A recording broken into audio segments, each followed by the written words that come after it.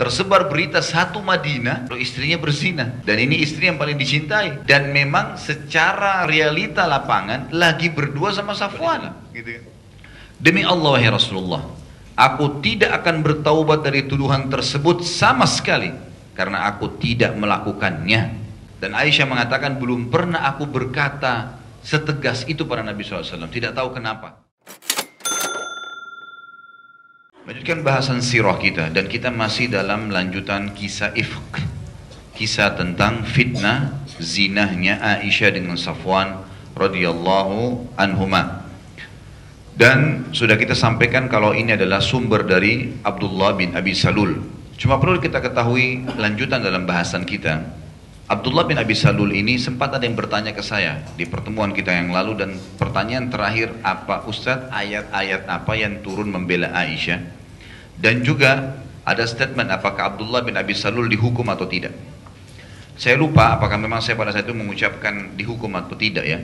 Yang jelas Abdullah bin Abi Salul ini pada saat itu mengucapkan kalimat begini, dia bilang, Safwan, istri sahabat kalian, maksudnya istri Rasulullah SAW, Aisyah, bersama dengan Safwan, maksudnya di atas tunggangan, di untahnya, maka pastilah dia, Aisyah maksudnya, tidak akan lolos darinya, dari Safwan, dan dia, Safwan, tidak akan lolos dari orang itu, dari Aisyah.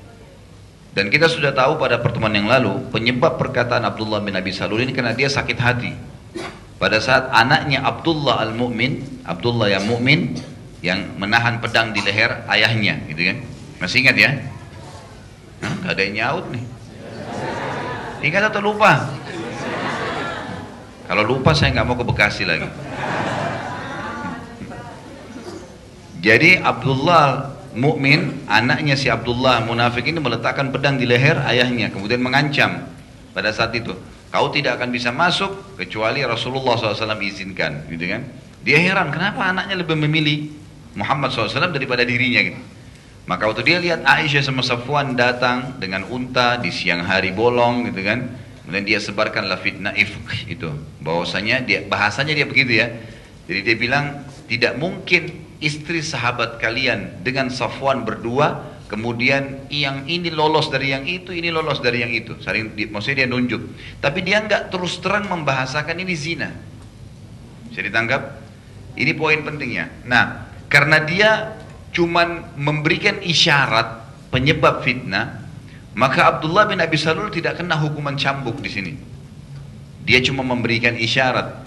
Ada nanti beberapa orang sahabat yang kita sebutkan namanya, memang mereka terpengaruh dengan fitnah itu, terpengaruh dengan, memang dianya begitu, gitu. Ya.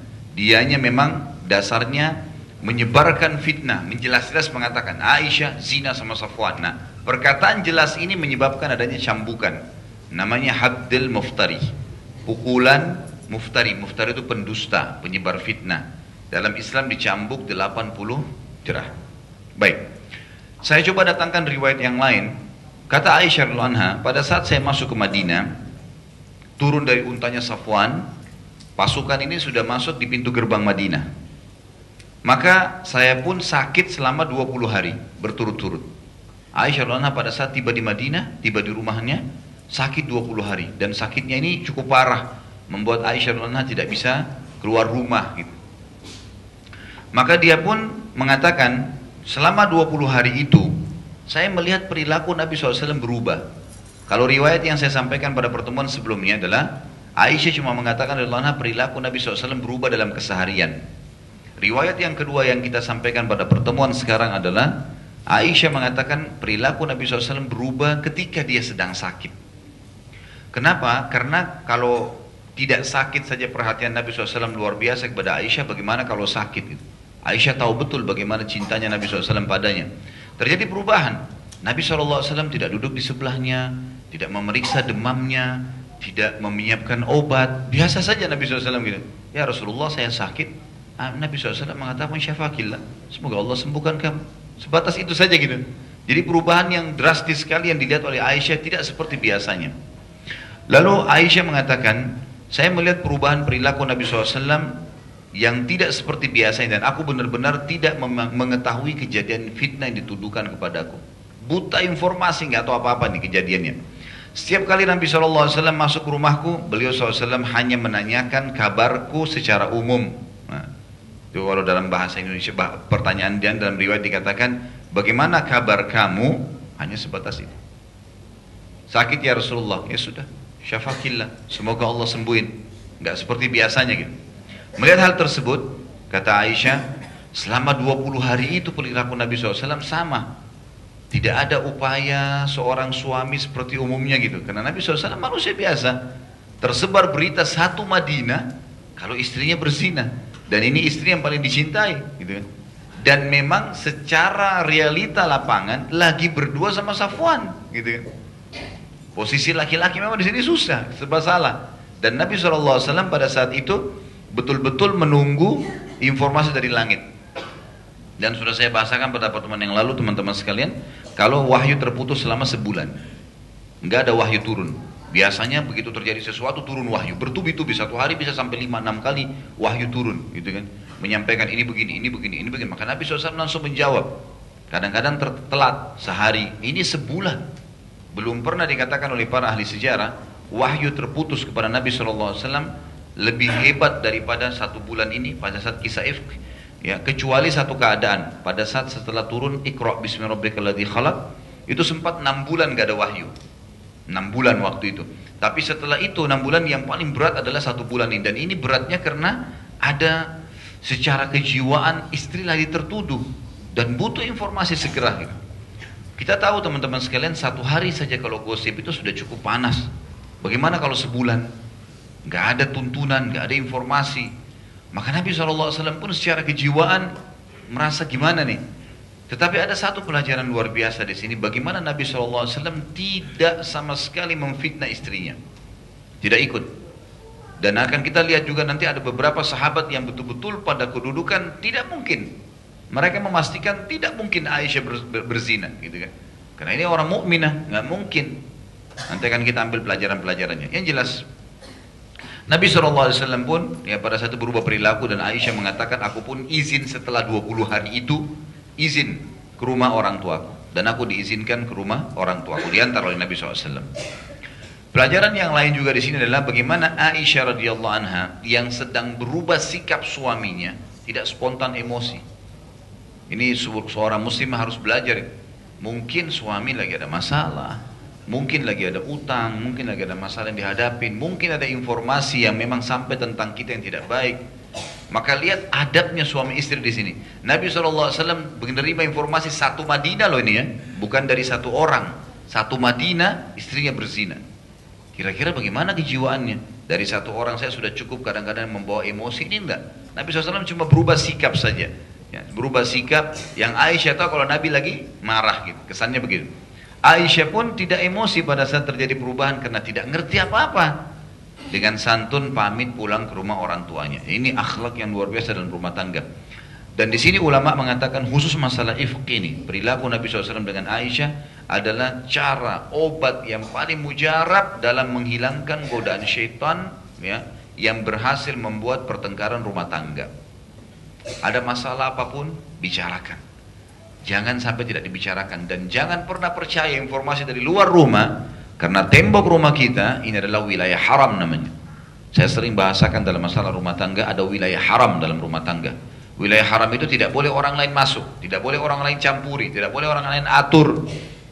Mau warna tembok kah, jenis ranjang yang kita pakai kah, jenis kulkasnya kah. Jadi harus ada adab-adab di sini. Nah dalam rumah tangga ada namanya wilayah haram, nggak boleh dimasuki sama orang lain. Termasuk di sini dalam kamar sendiri. Jadi rumah itu haram, tembok rumah itu adalah wilayah haram kita, wilayah yang tidak boleh orang lain mencampurinya. Di dalam kamar tidur wilayah haram kita terhadap ahli rumah sendiri. Kamar tidur sampai anak pun punya adab, harus minta izin kalau masuk kamar tidur. Nggak boleh sembarangan. Ada buku judulnya, kalau tidak salah terbitan Pusaka Tazkiyah juga, judulnya itu Etika Meminta Izin. Murah, baca buku itu. Bagaimana dalam kamar kita pun itu ada adabnya. Tidak boleh sembarangan orang masuk. Seperti itulah. Ya. Di sini kita lihat pelajaran dari Nabi SAW dan Aisyah yang luar biasa. Bagaimana kedua pasangan suami istri ini tidak buru-buru terbawa dengan isu yang ada. Ini isu sudah panas ya, sudah besar. Bagaimana dengan seorang muslim dan muslimah, Bapak Ibu sekalian, mungkin kalau Anda hadapi ini harus diperbaikin ke depan. Yang setiap kali ada teman datang, kemudian kita terpengaruh. Setiap kali ada keluarga datang, kita terpengaruh. Setiap ada mertua datang, kita terpengaruh. Ini nggak boleh. Atau ada orang tua kita sendiri datang, kita terpengaruh. Nggak bisa. Jangan pernah campuri rumah tangga orang lain, terutama berhubungan dengan masalah duniawiyah. Itu urusannya mereka. Mau pilih mobil warna merah, mau cat warna biru, insya Allah cat pelangi warna rumahnya, biarin. Nggak ada urusan sama kita. Ini penting, karena sumber syaitan di situ, dia masuk di situ, ya. Dia masuk dan banyak orang akhirnya mencampur urusan orang lain, dan masalahnya orang yang berumah tangga itu terpengaruh. Ya itu, terpengaruh. Banyak muslimah terpengaruh. Tetangganya pakai mobil baru, ganti mobil, enggak cemberut. Makanannya dikasih lebih asin. Nah. Atau apalah demonya dia gitu kan. Suami juga begitu.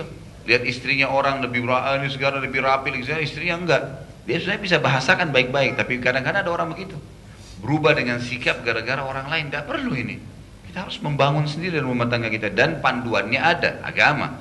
Memang dalam rumah Nabi SAW suka kebersihan, suka kerapian, suka wangi-wangian. Rumah yang bersih dijauhi oleh syaitan. Ada bahasan agama kita. Jadi tidak usah mencampuri, tidak usah mengikuti orang lain, tapi kita mengadopsi sesuatu tanda kutip dari orang lain kalau lebih positif itu enggak masalah, tapi tidak dengan cara menyalahkan pasangan. Perhatikan ya, penting sekali. Tidak boleh seorang muslim mengatakan pada suaminya, tuh tetangga sana tuh kerja, melamar di bank, belajar kerja di mana, melanjut jadi kaya gitu. Kamu cuma jual jus, misal. Tuh, mungkin kemampuannya di situ. Dia tidak mengerti, gitu kan? Kalaupun dia memberikan masukan, mungkin kita diskusi baik-baik. Kira-kira ada nggak ya sumber pekerjaan lain yang bisa abang, kakak, atau apalah bisa kerjakan lebih baik? Kan bisa ya. Mungkin dia sampaikan sarannya dia. Saya nggak punya kemahiran nih. Oh mungkin bisa kursus, bisa apa?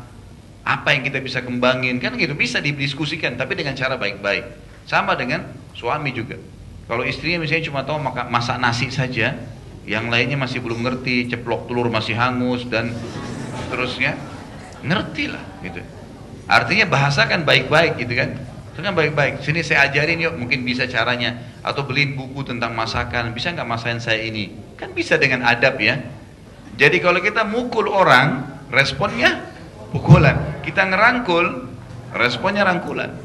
Selalu tarik itu dalam semua kehidupan kita. Pasangan suami istri, dengan anak, dengan orang tua, dengan teman. Kita kalau mau ingatin orang dengan cara merangkul, sebenarnya tujuannya sama.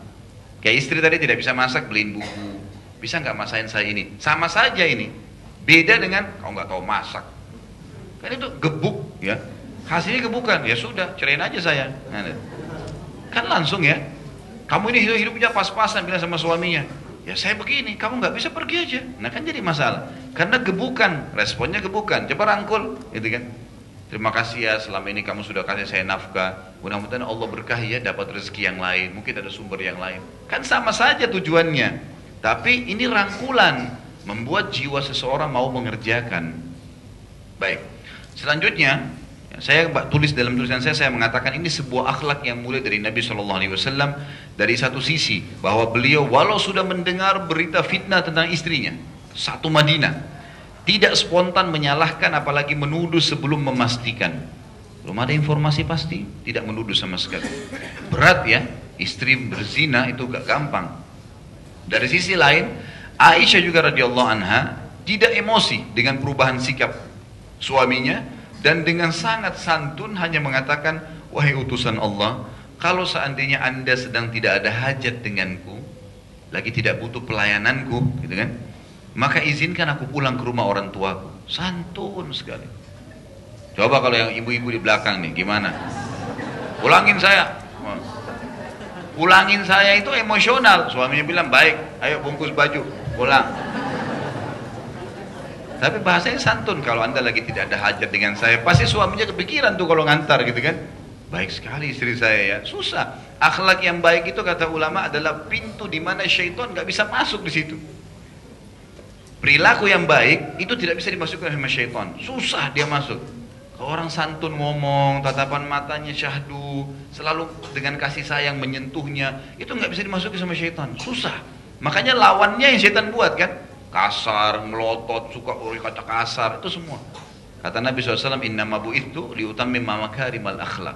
Aku diutus untuk menyempurnakan kesempurnaan akhlak itu. Gak bisa syaitan masuk dengan tata kerama yang baik. Makanya Islam mengajarkan adab itu. Akhirnya Aisyah pun radhiyallahu anha tinggal di rumah orang tuanya. Dari sisi lain, Nabi Muhammad SAW bagaimana membentengi diri? Istrinya masih depan rumahnya, dalam kamarnya tadi.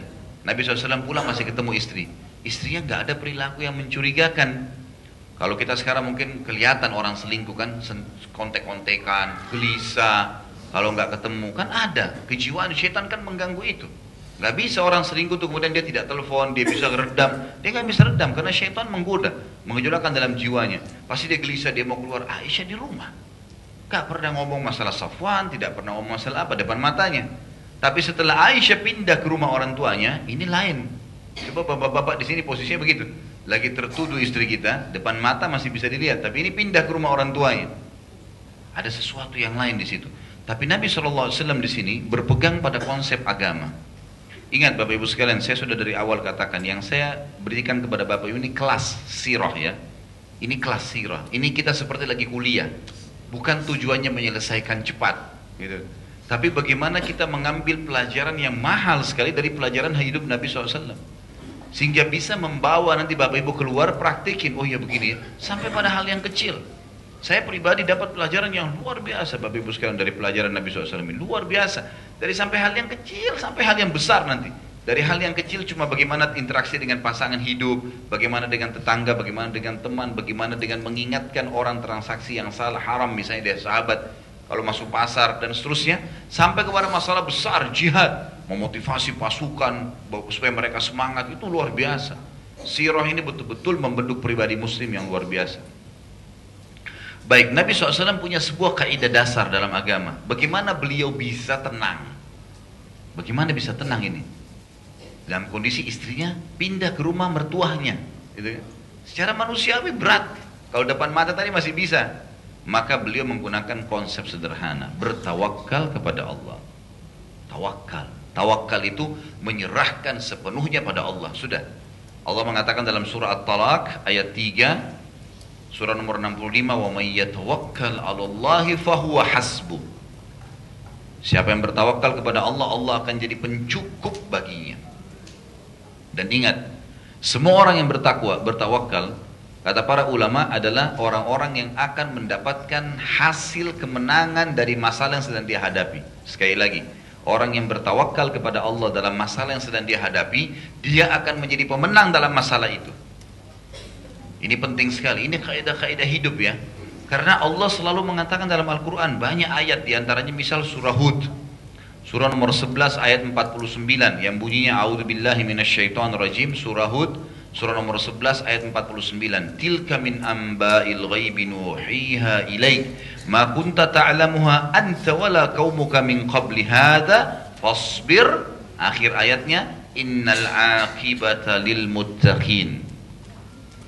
Ini adalah berita-berita gaib yang kami sampaikan kepada Muhammad tentang kisah nabi-nabi sebelum kita.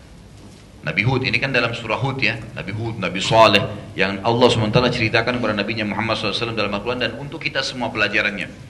Kata Allah SWT, itu berita-berita penting yang kami sampaikan kepadamu yang berhubungan dengan gaib, dan kami wahyukan kepadamu hai Muhammad, kami sampaikan dengan cara benar kepadamu. Tidak pernah kamu mengetahuinya juga kaummu, tidak pernah ada yang tahu cerita tentang mereka nabi-nabi ini. Maka bersabarlah. Kalau ada sesuatu cobaan, lihat ada orang sebelum kamu dicoba lebih berat. Nabi-nabi sebelumnya, ada nabi yang dibunuh seperti Nabi Yahya, ditolak dakwanya plus dibunuh lagi, gitu kan? Itu nggak mudah itu, sulit sekali, gitu kan? Tapi terjadi. Sesungguhnya kesudahan yang baik itu adalah bagi orang-orang yang bertakwa. Pasti kemenangan di tangan dia. Bapak Ibu lagi difitnah nih, contohnya kita sabar. Sabar itu apa? Menerima takdir Allah dan berusaha meluruskan, mencari. Ada orang utang nggak bayar, kemudian kita sabar. Apa itu sabar? Terima dulu sebagai Allah lagi coba saya. Mudah-mudahan dengan cara ini Allah tinggiin derajat saya, Allah lipat gandakan rezeki saya. Banyak kita bisa ucapkan, gitu kan? Sabar, tapi kita harus yakin satu kaidah. Wal innal akibata littaqwa lil muttaqin. Sesungguhnya Akibat terakhir dari masalah itu, kemenangan akan diberikan kepada orang yang bermuttaqin, orang yang bertawakal tadi itu, ya, orang yang bertatu sama Allah. Pasti begitu akibatnya, kecuali kita yang salah ya. Kalau kita yang salah jelas kita tidak mungkin, tapi kalau kita benar, difitnah, gak sabar, terima. Kalau ada orang tanya, kita jawab, sebatas itu saja. Pasti ujung-ujungnya masalahnya adalah kita diberikan kemenangan. Dalam surah Toha, surah nomor 20 ayat 132, Allah Azza wa Jalla juga menyebutkan, A'udzu billahi minasyaitonir rajim, wa'mur ahlaka bis-shalati wastabir 'alaiha. La nas'aluka rizqa, nahnu narzuquk wal 'aqibatu lit-taqwa. Dan perintahkanlah kepada keluargamu untuk mendirikan salat. Setiap suami punya kewajiban mengingatkan istri dan anaknya. Dan bersabarlah kamu dalam mengerjakannya. Salat itu komitmen, jaga istiqamah, jaga kehusyuannya, bacaannya, gerakannya. Kami tidak meminta rezeki kepada kalian dengan sholat itu. Kamilah yang memberi kalian rezeki. Dan akibat yang baik, akhir daripada sebuah permasalahan yang butuh kesabaran itu adalah bagi orang-orang yang bertakwa. Jelas, pasti dia akan menang. Baik, kita ambil ayat-ayat ini Bapak Ibu sekalian dari kasus Aisyah dan Nabi Muhammad SAW. Bayangkan fitnah besar ini sedang terjadi. Saya akan datangkan riwayat lain. Kemarin saya sempat jelaskan kalau Aisyah, sebuah riwayat radhiyallahu anha, lagi duduk di rumah ayahnya setelah 20 hari sakit, kemudian pulang ke rumahnya kan. Nah, waktu dia tinggal di rumahnya selama 10 hari di rumahnya itu, maksudnya di rumah orang tuanya, barulah datang seorang wanita yang datang ke rumah Aisyah dan heran kok Aisyah melayaninya dengan ceria, kayak nggak ada apa-apa gitu kan. Lalu kemudian dia tanya, wahai Aisyah, wahai anaknya Siddiq, anaknya Abu Bakar Siddiq maksudnya, apa kau tidak tahu apa yang sedang orang bicarakan tentang kamu? Dia bilang, enggak, saya enggak tahu. Emang Aisyah apa ada yang tidak ngerti? Lalu diceritakanlah oleh wanita tersebut kan. Itu riwayat yang saya sampaikan pada pertemuan yang lalu. Sampai Aisyah mengatakan, tiba-tiba aku merasa semua tulang-tulangku melemah gitu kan.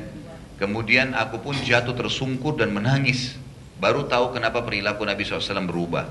Dan ini shock luar biasa. Dia baru sadar selama ini dia jalan di jalan-jalan Bekasi, seseorang jalan bolak-balik, dia nggak tahu nih kalau sudah difitnah. Orang semua matanya nyorot, oh pezina, kan gitu. Ini bahaya sekali, berat. Seperti itulah gambarannya. Maka Aisyah pun shock. Itu riwayat yang lalu. Riwayat yang sekarang adalah waktu Aisyah radhiyallahu anha tinggal di rumah ayahnya Abu Bakar. Beliau pernah punya hajat, sekali punya hajat. Zaman dulu saya sudah pernah katakan, maaf, a'azzakumullah, semoga Allah muliakan Bapak Ibu sekalian. Orang kalau menceritakan tentang sesuatu yang buruk, dianjurkan oleh para ulama mengucapkan, semoga Allah muliakan Anda, orang yang sedang mendengarkan kisah itu. Bahasa Arabnya a'azzakumullah, makanya tadi saya sebutkan itu. Maka pernah satu kali, zaman dulu orang tidak punya WC, a'azzakumullah, di rumah, nggak ada. Jadi orang kalau mau punya hajat, maaf, buang air besar, buang air kecil, mereka harus keluar ke padang pasir. Kumpulin pelapa kurma, dekat-dekat pohon-pohon kurma, baru kemudian mereka menyelesaikan hajatnya di sana. Memang sudah begitu. Allahu alam kenapa gitu kan. Tapi jelas seperti itu. Sekarang sudah lebih termudahkan, kita di dalam kamar sendiri malah ada tempat buang hajat ini. Suatu hari Aisyah radhiyallahu anha pernah keluar, punya hajat. Setelah tinggal di rumahnya ayahnya, ya, meninggalkan rumah Nabi SAW, tadi izin pamit. Maka ada seorang wanita dari Ansar bernama Ummu Muslih. Ummu Muslih ini, dia lagi keluar. Kebetulan dia keluar, rumahnya bersebelahan dengan Abu Bakar. Dia keluar, Aisyah keluar, yang menyelesaikan hajatnya. Selama ini Aisyah sering keluar kalau menyelesaikan hajat, tapi nggak pernah ketemu sama orang. Cuman sorotan matanya orang itu sudah beda. Karena ini informasi gosipnya lagi kemana-mana nih. Ummu Muslih tidak sengaja berpapasan keluar, waktunya tidak janjian, Aisyah juga lagi keluar. Jalanlah dia bersama Aisyah. Sedang jalan bersama-sama menuju padang pasir ingin menyelesaikan hajat mereka. Saat lagi di jalan, Ummu Muslih ini rupanya karena dia gugup jalan di sebelah Aisyah, tidak seperti biasanya kan. Ini ada gosip, dia takut kalau Aisyah tahu.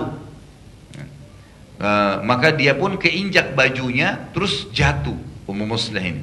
Dalam kisah ini dikatakan begitu.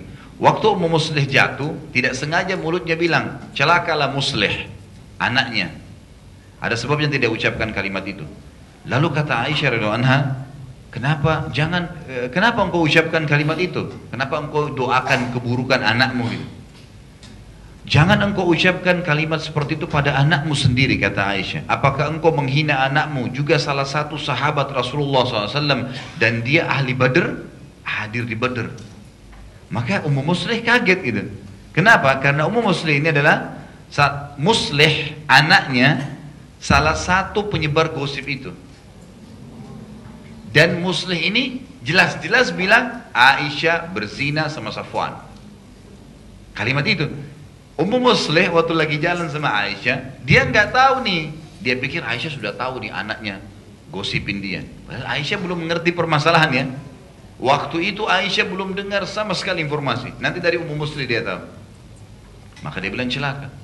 Ummu Muslih kaget. Kok bisa? Jelas-jelas Muslih gosipin Aisyah. Aisyah masih bela. Kan Aisyah bilang tadi kan, jangan kau doakan seperti itu anakmu. Apakah engkau menghina? Ya. Salah satu sahabat Rasulullah SAW, maksudnya anaknya, dan juga hadir di perang Badar. Orang hadir perang Badar ini punya kemuliaan sendiri kan. Baik. Ummu Muslih radhiyallahu anha heran, kok bisa Aisyah masih membela anaknya padahal anaknya salah satu penyebar fitnah. Bahkan dari 3 orang nanti yang kita akan sebut namanya dicambuk 80 jerah, 2 laki-laki dan 1 perempuan. Ini Muslih adalah pimpinan dari 3 orang ini. Jadi dia betul-betul ketemu orang sebarin berita itu. Maka kata Ummu Muslih, ya, wahai Aisyah, apakah engkau tidak tahu bahwasanya Muslih memfitnahmu? Maka kata Aisyah heran bertanya kembali, fitnah apakah itu? Apa yang Muslih bilang? Kata Ummu Muslih, dia telah menyebarkan berita kalau engkau berzina dengan Safwan. Di sini Ummu Muslih sebutin jelas gitu. Dia ngomongin itu di orang-orang. Maka dalam athar lain dikatakan telah datang ke rumah Abu Bakar seorang wanita yang heran melihat perilaku Aisyah gitu kan. Itu sudah saya sebutkan dari riwayatnya, tapi di sini saya ulangi lagi dalam buku. Maka pada saat itu Aisyah kaget. Dia bilang, apakah Muslih menuduhku? Wanita itu mengatakan istrinya, si Muslih mengatakan iya, anakku mengucapkan itu. Maka Aisyah mengatakan, karena saya kaget kalau ada gosip tentang zina, maka tiba-tiba hajatku untuk menyelesaikan, maksudnya mau buang air besar itu tidak jadi. Shock dengan berita itu. Dia bilang tiba-tiba saya pulang ke rumah saya dan saya merasa tulang-tulang saya semuanya lemas, hati saya seakan-akan akan copot, luar biasa nih. Shock luar biasa dan sampai aku tidak bisa sama sekali makan dan minum. Dan akhirnya mengetahui kenapa perilaku Nabi SAW berubah. Itu satu sisi. Kemudian kembalilah kepada riwayat yang saya sudah sebutkan juga yang lalu. Akhirnya Aisyah pulang ke rumahnya. Cuma riwayat yang baru tentang Ummu Muslih baru saya sampaikan sekarang. Ada 2 riwayat. Nabi SAW dari sisi yang lain, kalau masih ingat pertemuan yang lalu, mengumpulkan sahabat. Setelah Aisyah ke rumah ayahnya Abu Bakar, 10 hari, selama 10 hari sampai genap 1 bulan, Nabi SAW terus kumpulin informasi nih. Apa nih, apa nih, apa nih, apa nih. Manusiawi, karena wahyu tidak turun. Berdoa kepada Allah, minta petunjuk, Allah belum kasih jawabannya. Gitu kan. Apa nih sebenarnya yang sedang terjadi nih. Maka yang Nabi SAW melakukan salah satunya adalah, yang kita sebutkan pertemuan yang lalu, saya ingatkan kembali. Beliau mengumpulkan para sahabat di masjid. Kumpul semua di masjid, kumpul. Lalu kata Nabi SAW, aku heran setelah tahmid dan salawat, mengapa ada yang menyakitiku pada istriku sendiri, Aisyah. Tapi beliau tidak mengatakan Aisyah. Beliau mengatakan, kenapa ada orang menyakiti aku di istriku ya? Yang demi Allah, aku hanya tahu kebaikan darinya. Gak pernah orang ini buat maksiat. Demikian pula pada salah seorang sahabatku, maksudnya Safwan, tapi beliau tidak sebutkan namanya. Yang aku juga tidak tahu kecuali kebaikan darinya. Dan ia demi Allah, Nabi SAW bersumpah, memberikan kesaksian tentang Safwan. Demi Allah, tidak pernah masuk ke salah satu dari rumah-rumahku. Istri Nabi SAW berapa orang? Poligami kan? Dia tidak pernah si Safwan ini masuk ke satu rumahku tanpa seizinku. Gak mungkin. Bagaimana bisa dia interaksi sama istri-istriku? Gak mungkin. Ini orang gak mungkin. Maka berdirilah Usaid bin Khudair. Usaid bin Khudair ini kebetulan dari suku Aus. Ya. Dia mengatakan, ya Rasulullah, kami tahu siapa yang anda maksudkan. Bila yang anda maksudkan itu selain apa yang kami fahami, karena di sini tahu Abdullah bin Abi Salul, ada 2 suku Ansar, Aus dan Khazraj. Si Abdullah bin Abi Salul penyebar fitnah pertama ini adalah dari Khazraj. Usaid bin Khudair dari Aus. Berdiri langsung, dia ingin membela Nabi SAW, mengatakan, ya Rasulullah, kami tahu siapa yang Anda maksud. Tapi kalau seandainya selain dia, dari suku kami, serahkan. Kami akan bunuh dia. Pasti detik ini kami datangkan, kami bunuh. Orang seperti ini layak untuk dibunuh. Tapi kalau dari saudara kami, Khazraj, dia bilang gitu, maka perintahkan pada kami saja. Kami akan mengambil alih. Dan pasti ya Rasulullah, orang seperti itu paling layak dibunuh. Berdirilah sahabat Nabi yang lain dari suku Khazraj. Dan sahabat ini mulia ya, namanya Sa'ad. Sa'ad ini pimpinannya, itu Sa'ad ibn Ubadah radhiyallahu anhu. Beliau pun berdiri. Lalu beliau mengatakan kepada Usaid, demi Allah, kau mengucapkan kalimat itu karena kau tahu orang yang sedang menyebarkan berita ini dari suku kami, dari Khazraj. Abdullah bin Abi Salul dari Khazraj. Kalau dari sukumu kau tidak akan ucapkan itu. Usaid bin Khudair berdiri lagi. Usaid bin Khudair kebetulan kepala suku juga. Ini dua-dua kepala suku nih. Usaid berdiri lagi. Dia mengatakan, demi Allah, ya, engkau termasuk orang munafik karena kau membela si munafik itu. Ribut nih akhirnya. Melihat kejadian makin memanas pada saat itu, maka Nabi SAW menutup pembicaraan. Udah, nggak jadi. Nggak ada musyawarah sekarang. Udah cukup. Nabi SAW tutup dan mengatakan, jangan ada yang menambah berita ini. Udah cukup sampai di sini. Turunlah. Dan tidak boleh ada yang bertengkar dengan masalah ini. Mereka hanya mendengarkan titah Nabi SAW. Nabi SAW lalu mengumpulkan orang-orang yang terdekat dengan beliau. Dan ini berita baru yang saya akan sampaikan sekarang. Yang lalu saya belum jelaskan. Sampai riwayat tadi, Nabi SAW turun dari mimbar, sudah saya sampaikan di pertemuan yang lalu. Sekarang berita yang baru adalah, Nabi SAW waktu lihat keadaan makin memburuk, beliau mengumpulkan orang-orang terdekatnya. Dan orang yang paling dekat dengan Nabi SAW adalah Zaid bin Harithah. Zaid bin Harithah ini anak angkat Nabi SAW, ya, dulunya.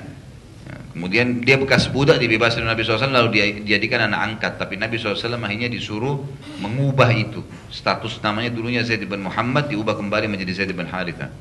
Ini orang yang sangat dicintai oleh Nabi SAW sampai dapat gelar Hibbin Nabi SAW. Juga Nabi SAW memanggil Ali bin Abi Thalib, anak mantu sekaligus sepupu beliau. Nabi SAW lalu bertanya pada keduanya, bagaimana pendapat kalian nih? Dan ini juga pelajaran teman-teman sekalian. Cari orang-orang yang bijaksana, kemudian kita menanyakan permasalahan kita pada mereka, supaya dapat jalan keluar. Tapi harus orangnya bijaksana, gitu kan? Jangan gosip ditanyakan kepada ahli gosip, gitu.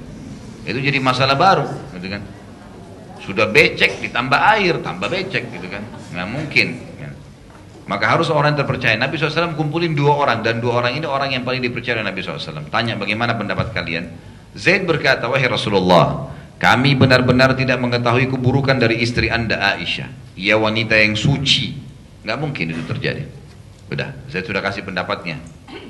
Lalu Ali berkata, wahai utusan Allah, anda tidak memiliki kewajiban mempertahankan dengan istri anda bila dia benar-benar melakukannya. Ali beda pendapatnya. Kalau betul Aisyah lakukan, anda jangan bertahan dengan dia. Wanita berzina tidak layak jadi istrinya Nabi, gitu kan? Ali bukan menuduh ya, tapi dia bilang, kalau betul-betul melakukan, maka berarti tidak layak jadi istri. Tetapi kalau dia tidak melakukannya, pastilah dia aman. Cuma kalau saran saya Rasulullah, tanyakan kepada pembantunya Aisyah. Pembantu itu selalu bersama dengan tuannya, tahu semuanya. Kebetulan ada pembantunya Aisyah namanya Barirah radhiyallahu anha.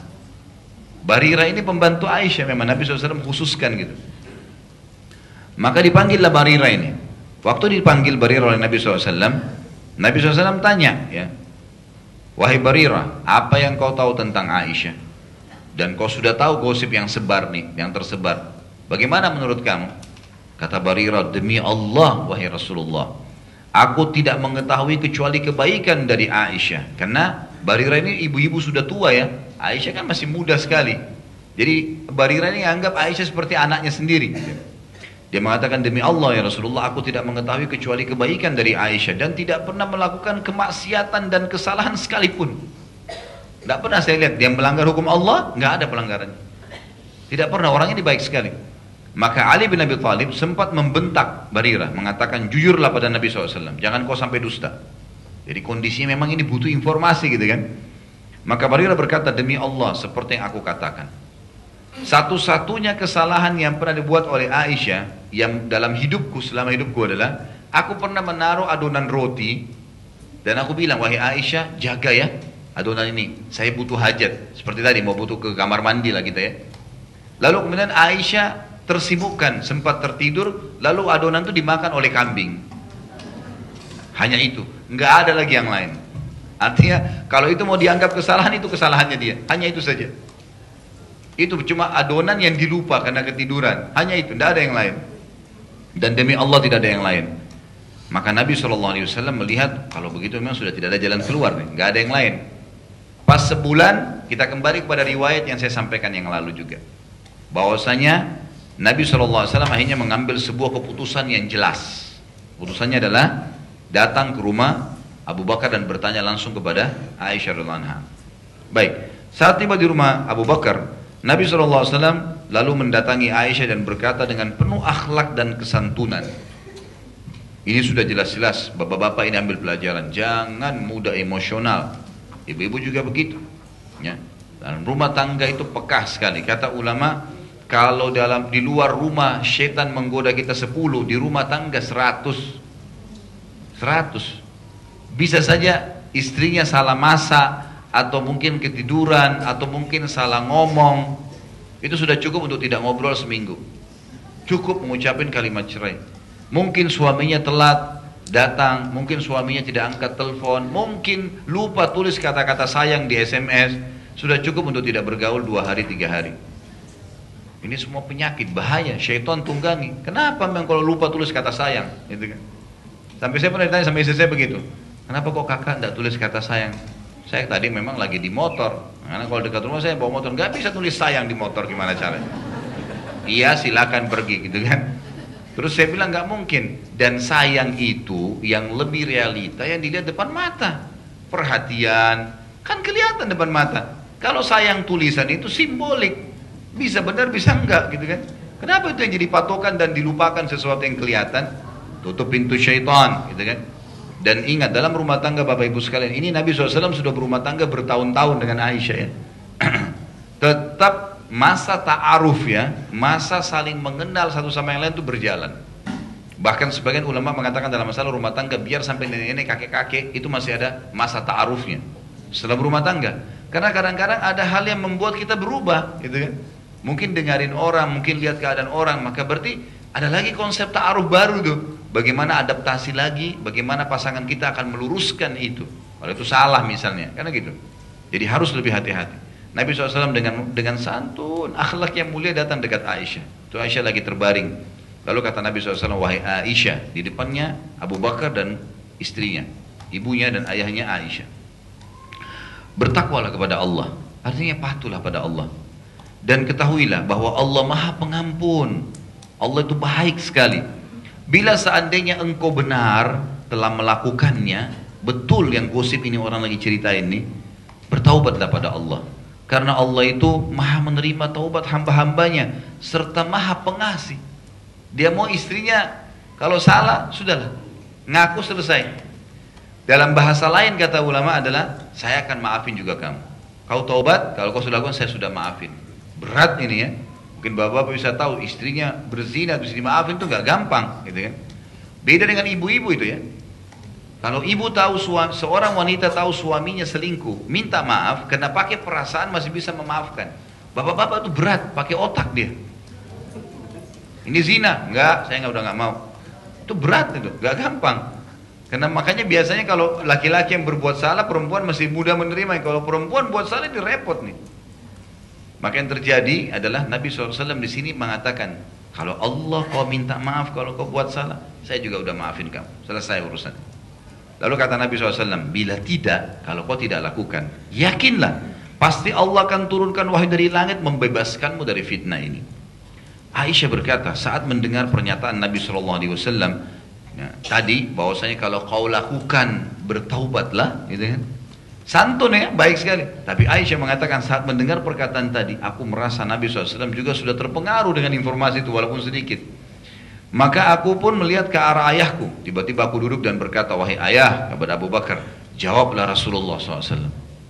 Jawab, artinya Sampaikan jawaban, kalau berikan kepastian kesaksian, apa yang kamu tahu tentang aku. Seperti itulah bahasanya. Sampaikan, ini anakku nggak mungkin berzina, belain dong gitu. Apa kata Abu Bakar? Wahai anakku, aku benar-benar tidak tahu harus menjawab apa Rasulullah SAW. Nggak tahu nih, kau lakukan atau tidak, aku nggak tahu. Karena kasusnya bukan dalam rumah, lagi dalam perjalanan 3 hari 3 malam. Ini bukan hal yang gampang ini. Luar biasa. Kalau mungkin 1 jam saja sudah bisa orang dianggap berzina 3 hari 3 malam perjalanan. Lalu Aisyah lihat ayahnya tertutup. Hai ibuku, jawab Rasulullah SAW. Engkau ibu, kau tahu sebenarnya keadaanku. Ceritain, jawab. Ibunya juga mengatakan, demi Allah wahai anakku, aku benar-benar tidak tahu harus menjawab apa Rasulullah SAW. Nggak tahu dia benar atau tidak, Allahu a'lam, nggak tahu. Kata Aisyah, pada saat aku mendengarkan hal tersebut, aku merasa betul-betul aku sendirian. Nggak ada orang lagi. Lalu aku berkata, wahai Rasulullah, kalau seandainya aku mengakui, maka berarti aku berdusta. Kalau aku bilang betul aku sudah buat, aku berdusta. Karena aku tahu aku tidak melakukannya. Dan Allah tahu aku tidak melakukannya. Dan bila aku membela diri, sekarang aku bilang enggak, aku enggak lakukan, maka pastilah kalian tidak akan percaya.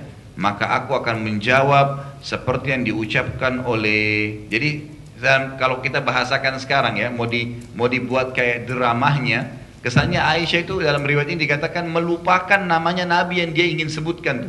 Karena shock dirinya, dia udah nggak tahu. Saya cuma tahu bilang seperti yang dikatakan oleh Nabi, diulangi lagi. Oleh Nabi siapa ya, lupa namanya gitu. Ya.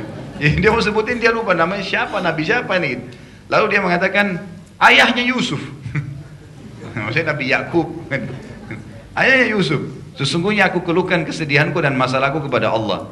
Dan sesungguhnya sabar itu indah. Dan sungguh Allah sebaik-baik tempat meminta tolong dan tolong dari tuduhan kalian. Maksudnya ini Nabi Yakub alaihissalam waktu anak-anaknya yang 10 orang itu kan, kakak-kakak Yusuf kembali, gitu kan? Nah, yang 9 orang kembali kan, mereka 11 orang bersaudara ya, 1 Bunyamin. Yang Bunyamin tidak ikut pada saat itu, anak yang paling bungsu.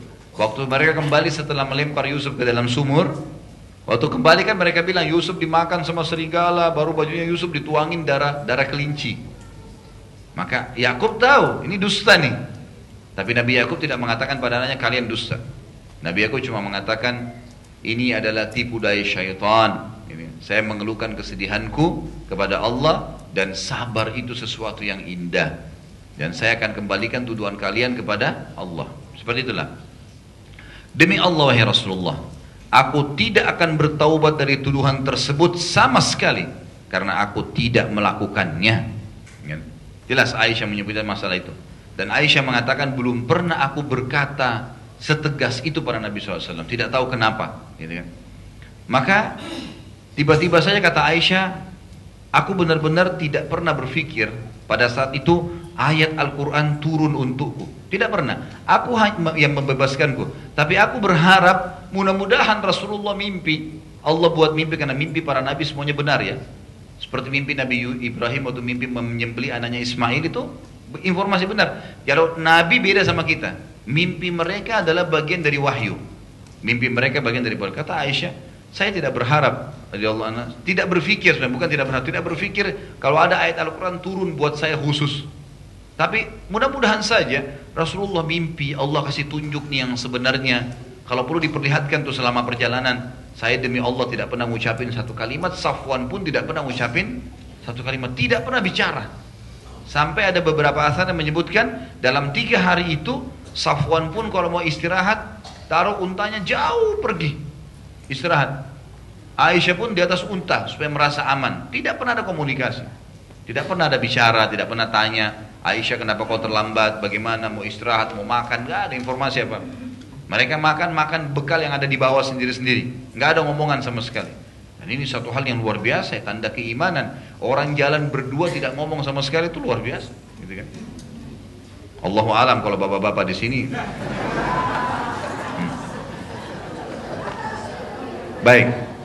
Ibu-ibu juga sama. Allahu alam kalau jalan berdua. Baik. Pada saat itu kata Aisyah radhiyallahu anha, Tiba-tiba Nabi SAW menuju ke salah satu sudut rumah kami, rumahnya ayahnya Abu Bakar, dan kelihatan memang Nabi SAW keadaannya seperti sedang menerima wahyu. Maka keluarlah biji-biji keringat Nabi SAW seperti biji kurma. Lalu Abu Bakar tahu kalau ini wahyu sedang turun. Lalu Abu Bakar pun menyelimuti Nabi SAW. Biasanya kalau Nabi SAW turun wahyu, kalau ada sahabat yang sudah paham, beliau diselimuti karena beliau menggigil.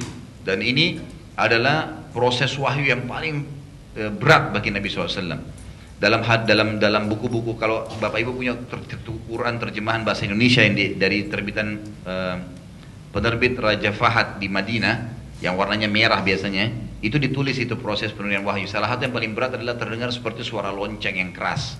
Nabi SAW cirinya keringatan, walaupun di musim dingin, ya beliau keringatan.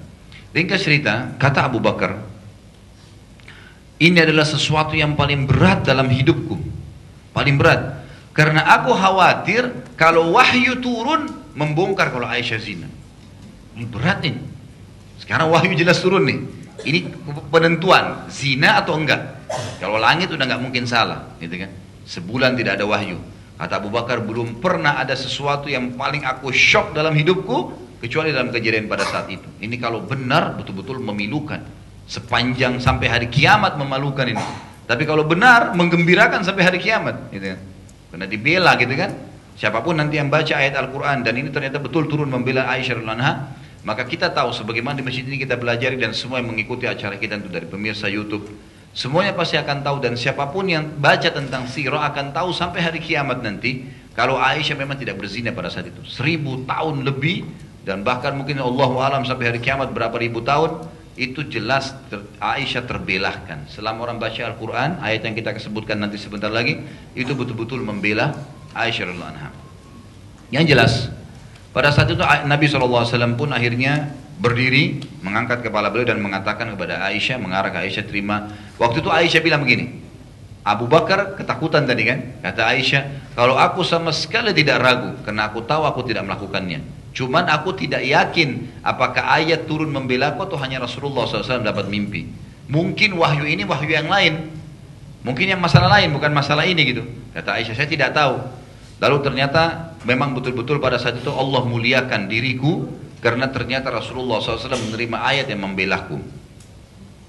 Maka kata Nabi SAW, terimalah berita gembira wahai Aisyah, karena sesungguhnya Allah telah menurunkan dari langit pembebasanmu dari tuduhan fitnah tersebut.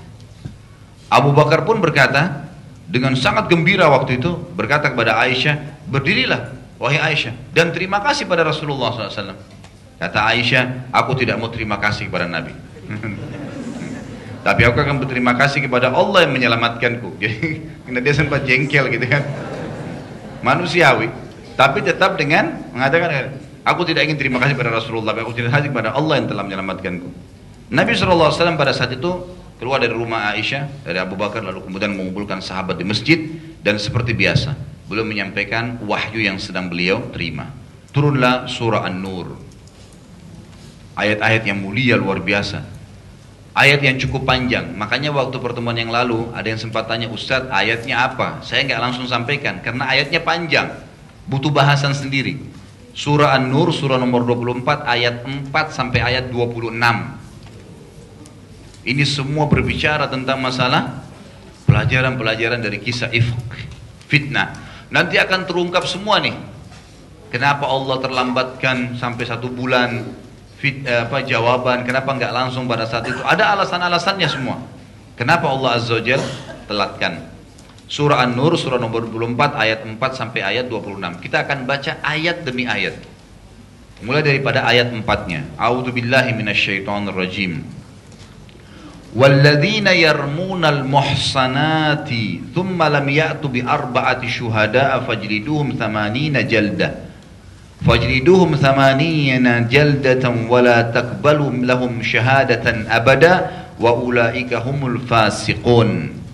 Ayat 4-nya, dan orang-orang yang menuduh wanita yang baik-baik berzina, Aisyah radhiyallahu anha. Dan berlaku di sini bagi semua wanita yang baik-baik dituduh, gitu ya. Kenapa wanita dikhususkan? Karena wanita berbahaya kalau berzina ya. Setetes sperma saja masuk ke rahimnya bisa hamil.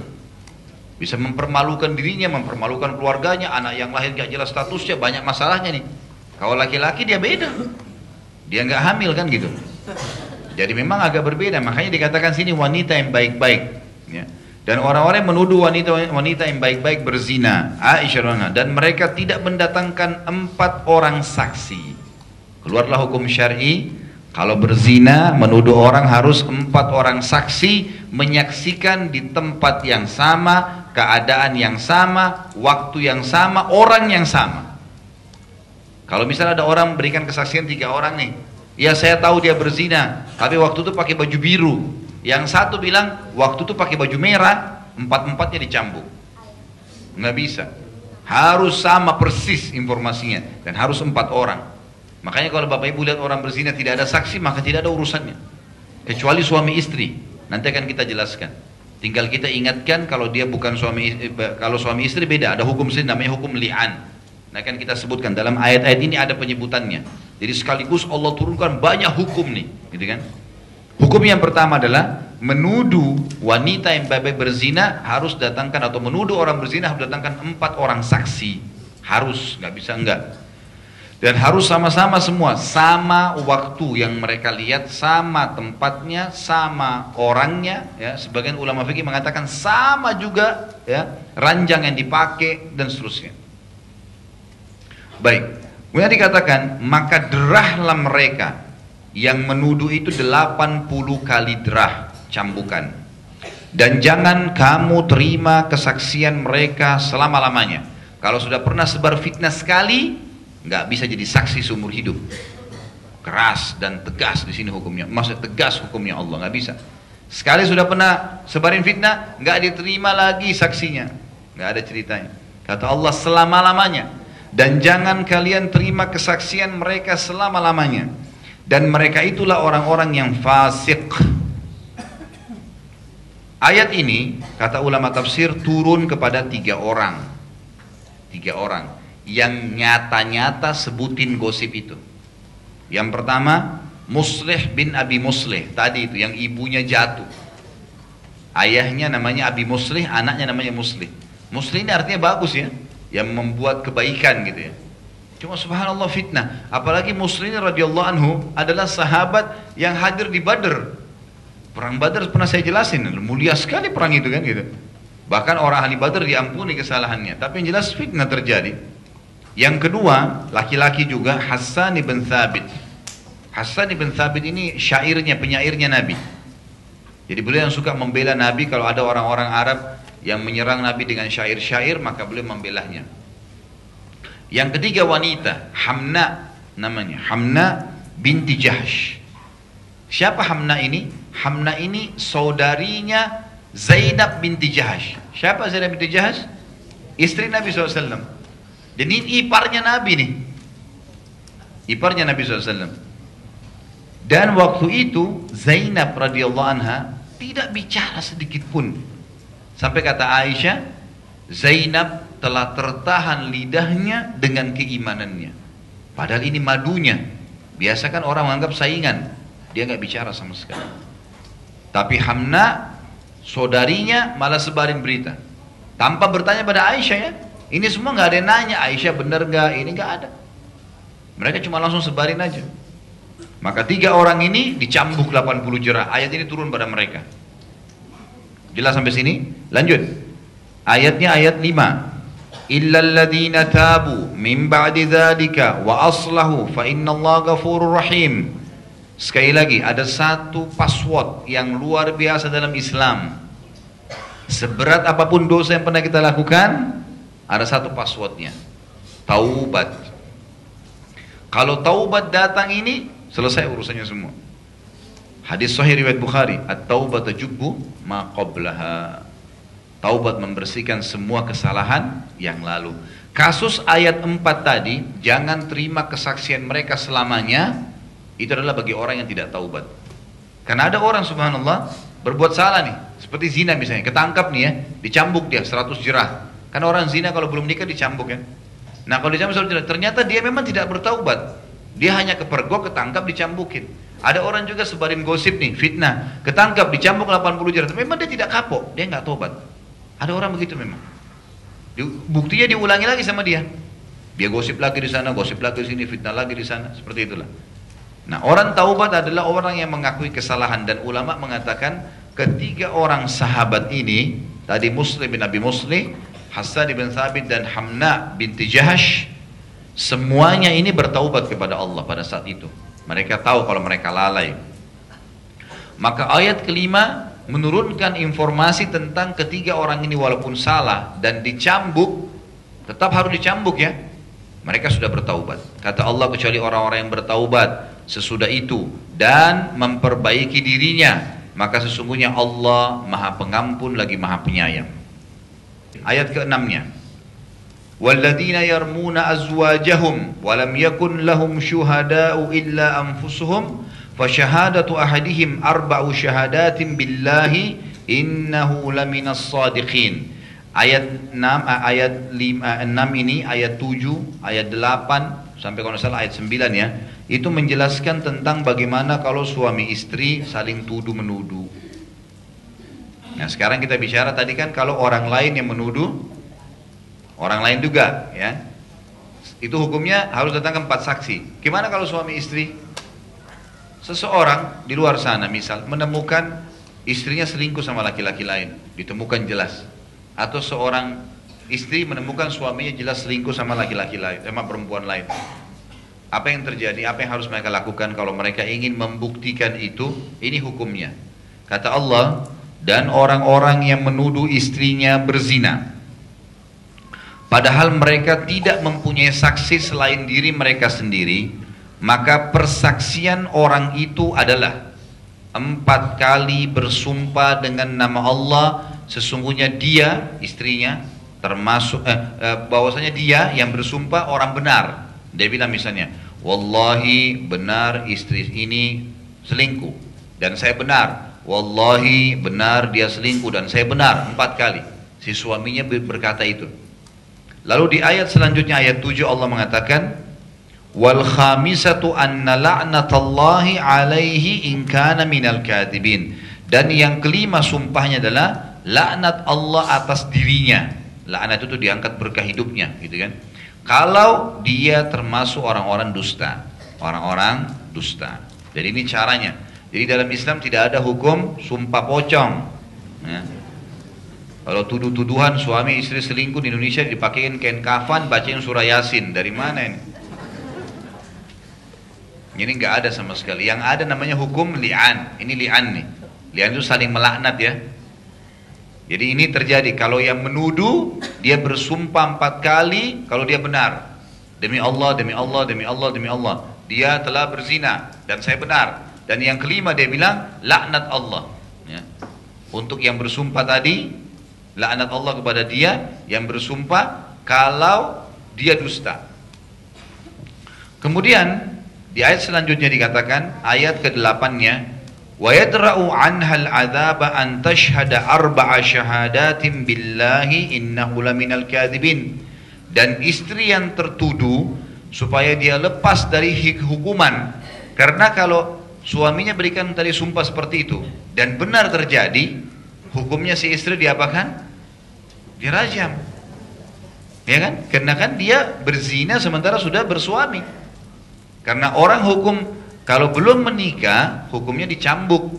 Hukumnya dicambuk. Kalau dia sudah menikah, hukumnya dirajam. Nah, bagaimana caranya supaya si istri ini bebas? Ya, istri ini selamat. Dikatakan wa yadra'u anhal adzaba an tashhada arba'a syahadatin billahi innahu laminal kadhibin. Istrinya itu agar terhindar dari hukuman, dia harus bersumpah 4 kali juga atas nama Allah, sesungguhnya suaminya itu benar-benar orang-orang dusta. Dia bilang juga, demi Allah suami saya bohong, demi Allah suami saya bohong, 4 kali. Ayat selanjutnya, wal khamisata anna ghadaballahi 'alaiha in kana minas shadiqin. Dan sumpah yang kelima adalah bahwa laknat Allah atasnya jika suaminya itu termasuk orang-orang benar. Maaf, murka Allah ya. Murka Allah padanya kalau suaminya itu termasuk orang-orang yang benar ya. Jadi ini metode li'an namanya ya. Baik. Jadi caranya seperti itu ya. Yang menuduh bersumpah 4 kali kalau dia pasti benar dan pasangannya betul selingkuh. Yang kelima, laknat Allah menimpa dia kalau dia dusta. Lalu yang tertuduh bersumpah 4 kali membela dirinya atas nama Allah kalau dia tidak, kalau pasangannya yang bohong, yang menuduhnya yang bohong. Dan yang kelima, murka Allah datang padanya kalau yang suami benar. Ini hukum li'an namanya. Nah, perlu Bapak Ibu tahu, hukum li'an dalam Islam ini bahaya sekali ya. Salah satu yang memutuskan hubungan suami istri selamanya dan memutuskan hukum warisan adalah li'an. Karena kalau sudah seperti ini, dua-duanya saling menuduh, si suami pastikan istrinya selingkuh, si istri pastikan suaminya selingkuh, suaminya salah, gitu kan? Ini sudah terjadi, maka hakim memisahkan mereka abadi, bisa selamanya. Udah nggak ada lagi, nggak boleh lagi kumpul gitu. Ya, tidak ada hak waris, tidak ada segala-galanya, habis sudah semua li'an. Nah, ini pernah terjadi zaman Nabi SAW ya. Sampai Nabi ingatkan sahabat itu, dia tuduh istrinya selingkuh, benar nggak? Benar, demi Allah. Siap sumpah, siap. Datang istrinya, suamimu tuduh kau selingkuh. Enggak benar ya Rasulullah. Baik, kamu siap sumpah? Siap. Ingat kata Nabi, azab akhirat lebih berat. Pasti ada di antara kalian yang dusta nih. Nah, mungkin tidak, tapi dua-dua bertahan, ngotot. Akhirnya suami sumpah, betul 4 kali dia berzina. Lalu yang kelima, murkahnya Allah, laknat Allah datang kepada dia.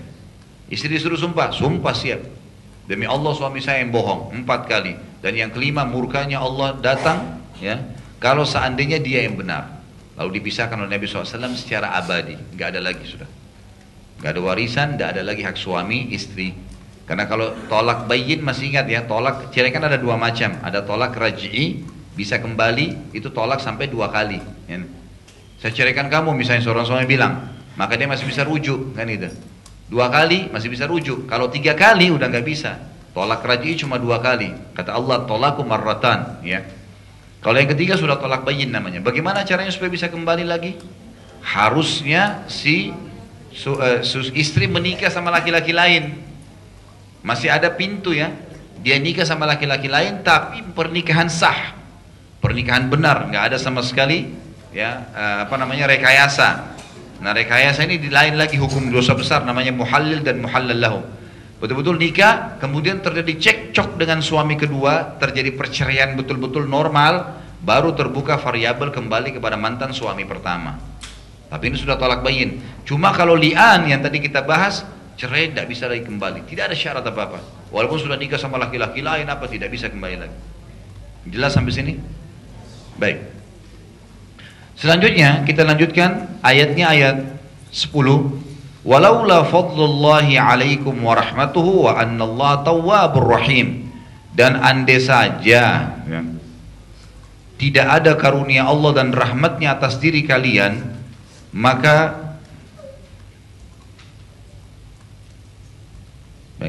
andai kata tidak ada karunia Allah dan rahmatnya atas diri kalian, dan andai kata Allah bukan penerima taubat lagi, maha bijaksana, niscaya kalian akan mengalami kesulitan-kesulitan. Jadi maksudnya syukurnya Allah masih bisa menerima taubat kalian. Kalau tidak, sudah habis nih semuanya. Yang menyebarkan fitnah zinanya Aisyah. Kemudian ayat 11, innal ladzina ja'u bil ifki usbatum minkum la tahsabuhu syarran lakum bal huwa khairul lakum likulli imri'in minhum maktasaba minal itsm walladzi tawalla kibrahu minhum lahu adzabun adzim. Kata Allah, sesungguhnya orang-orang yang membawa berita bohong itu, Aisyah berzina, adalah dari golongan kalian umat Islam. Tadi 3 orang itu, Muslim bin Abi Musli, Hasan bin Thabit, Hamna binti Jahash, semuanya ini dari sahabat, dari kalian, kata Allah SWT. Janganlah kalian mengira berita bohong itu buruk buat kalian, umumnya kaum muslimin, tapi baik buat kalian, karena tiap-tiap orang dari mereka akan mendapatkan balasan dari dosa yang dikerjakan, dicambuk 80 jerah tadi. Dan siapa di antara mereka yang mengambil bagian yang terbesar dari penyiaran berita bohong itu, baginya azab yang besar. Kata ulama tafsir, akhir ayat dari ayat ke-11 ini menekankan tentang itu, menekankan tentang Abdullah bin Abi Salul. Abdullah bin Abi Salul, betul dia tidak dicambuk 80 jerah, tapi Allah pastikan dalam ayat ini dia akan mendapatkan azab yang pedih di dunia dan di akhirat tentunya. Kemudian ayat selanjutnya 12, laula iz sami'tumuhu dhannal mu'minuna wal mu'minatu bi anfusihim khairan wa qalu hadza ifkum mubin. Mengapa di waktu kalian mendengar berita bohong itu, orang-orang mukmin dan mukminah tidak bersangka baik terhadap diri mereka sendiri? Dan mengapa tidak berkata ini adalah suatu berita bohong yang nyata? Ya. Jadi mestinya pada saat itu orang mukmin tidak boleh ragu. Kalau kita tahu orang ini baik, soleh dan soleha, harus kita yakin. Nggak mungkin nih, kita harus bela. Jangan ikut-ikutin gosipin. Ini. Harusnya kata Allah waktu itu kalian waktu dengar informasi itu harus membela. Gitu kan. Kemudian ayat 13, laula ja'u alaihi bi arba'ati syuhada fa'idh lam ya'tu bisyuhada'i fa'ulaika indallahumul kadibun. Mengapa mereka pada saat menuduh itu tidak mendatangkan 4 saksi dalam berita bohong itu? Mestinya waktu Abdullah bin Abi Salul pertama bilang, tuh lihat tuh, nggak mungkin selamat keduanya. Atau 3 orang tadi, Muslim bin Abi Muslim, Hamnah binti Jahash dan juga Hasan bin Thabit, waktu bilang Aisyah berzina sama Safwan, kenapa mereka nggak datang 4 saksi? Mana? Siapa 4 saksinya? Sudah jelas hukum syar'inya kok, gitu kan? Kata Allah mestinya mereka mendatangkan 4 saksi dalam berita bohong itu. Oleh karena mereka tidak mendatangkan saksi-saksi, maka mereka di sisi Allah adalah orang-orang yang dusta. Ayat 14-nya, walaula fadlullahi alaikum wa rahmatuhu fid dunya wal akhirati lamassakum fima afattum fihi adzabun azim. Kalau bukan karena karunia Allah dan rahmatnya kepada kalian di dunia dan di akhirat, wahai kaum muslimin, niscaya kalian ditimpa azab yang besar karena pembicaraan kalian tentang gosip itu, berita dusta itu. Jadi kalau bukan karena Allah masih sayang sama kalian, mesti ini kena siksaan nih. Ya, tidak boleh diam. Ya. Tidak boleh diam, mestinya harus sampaikan gitu, kalau kita tahu kebenaran. Selanjutnya ayat 15 ya. Idh talaqawnahu bi alsinatikum wa taquluna bi afwahikum ma laysa lakum bihi ilmun wa tahsabunahu hayyinan wa huwa indallahi azim. Perhatikan ya, sirah ini luar biasanya memberikan pelajaran kepada kita tentang ayat-ayat Al-Qur'an ya.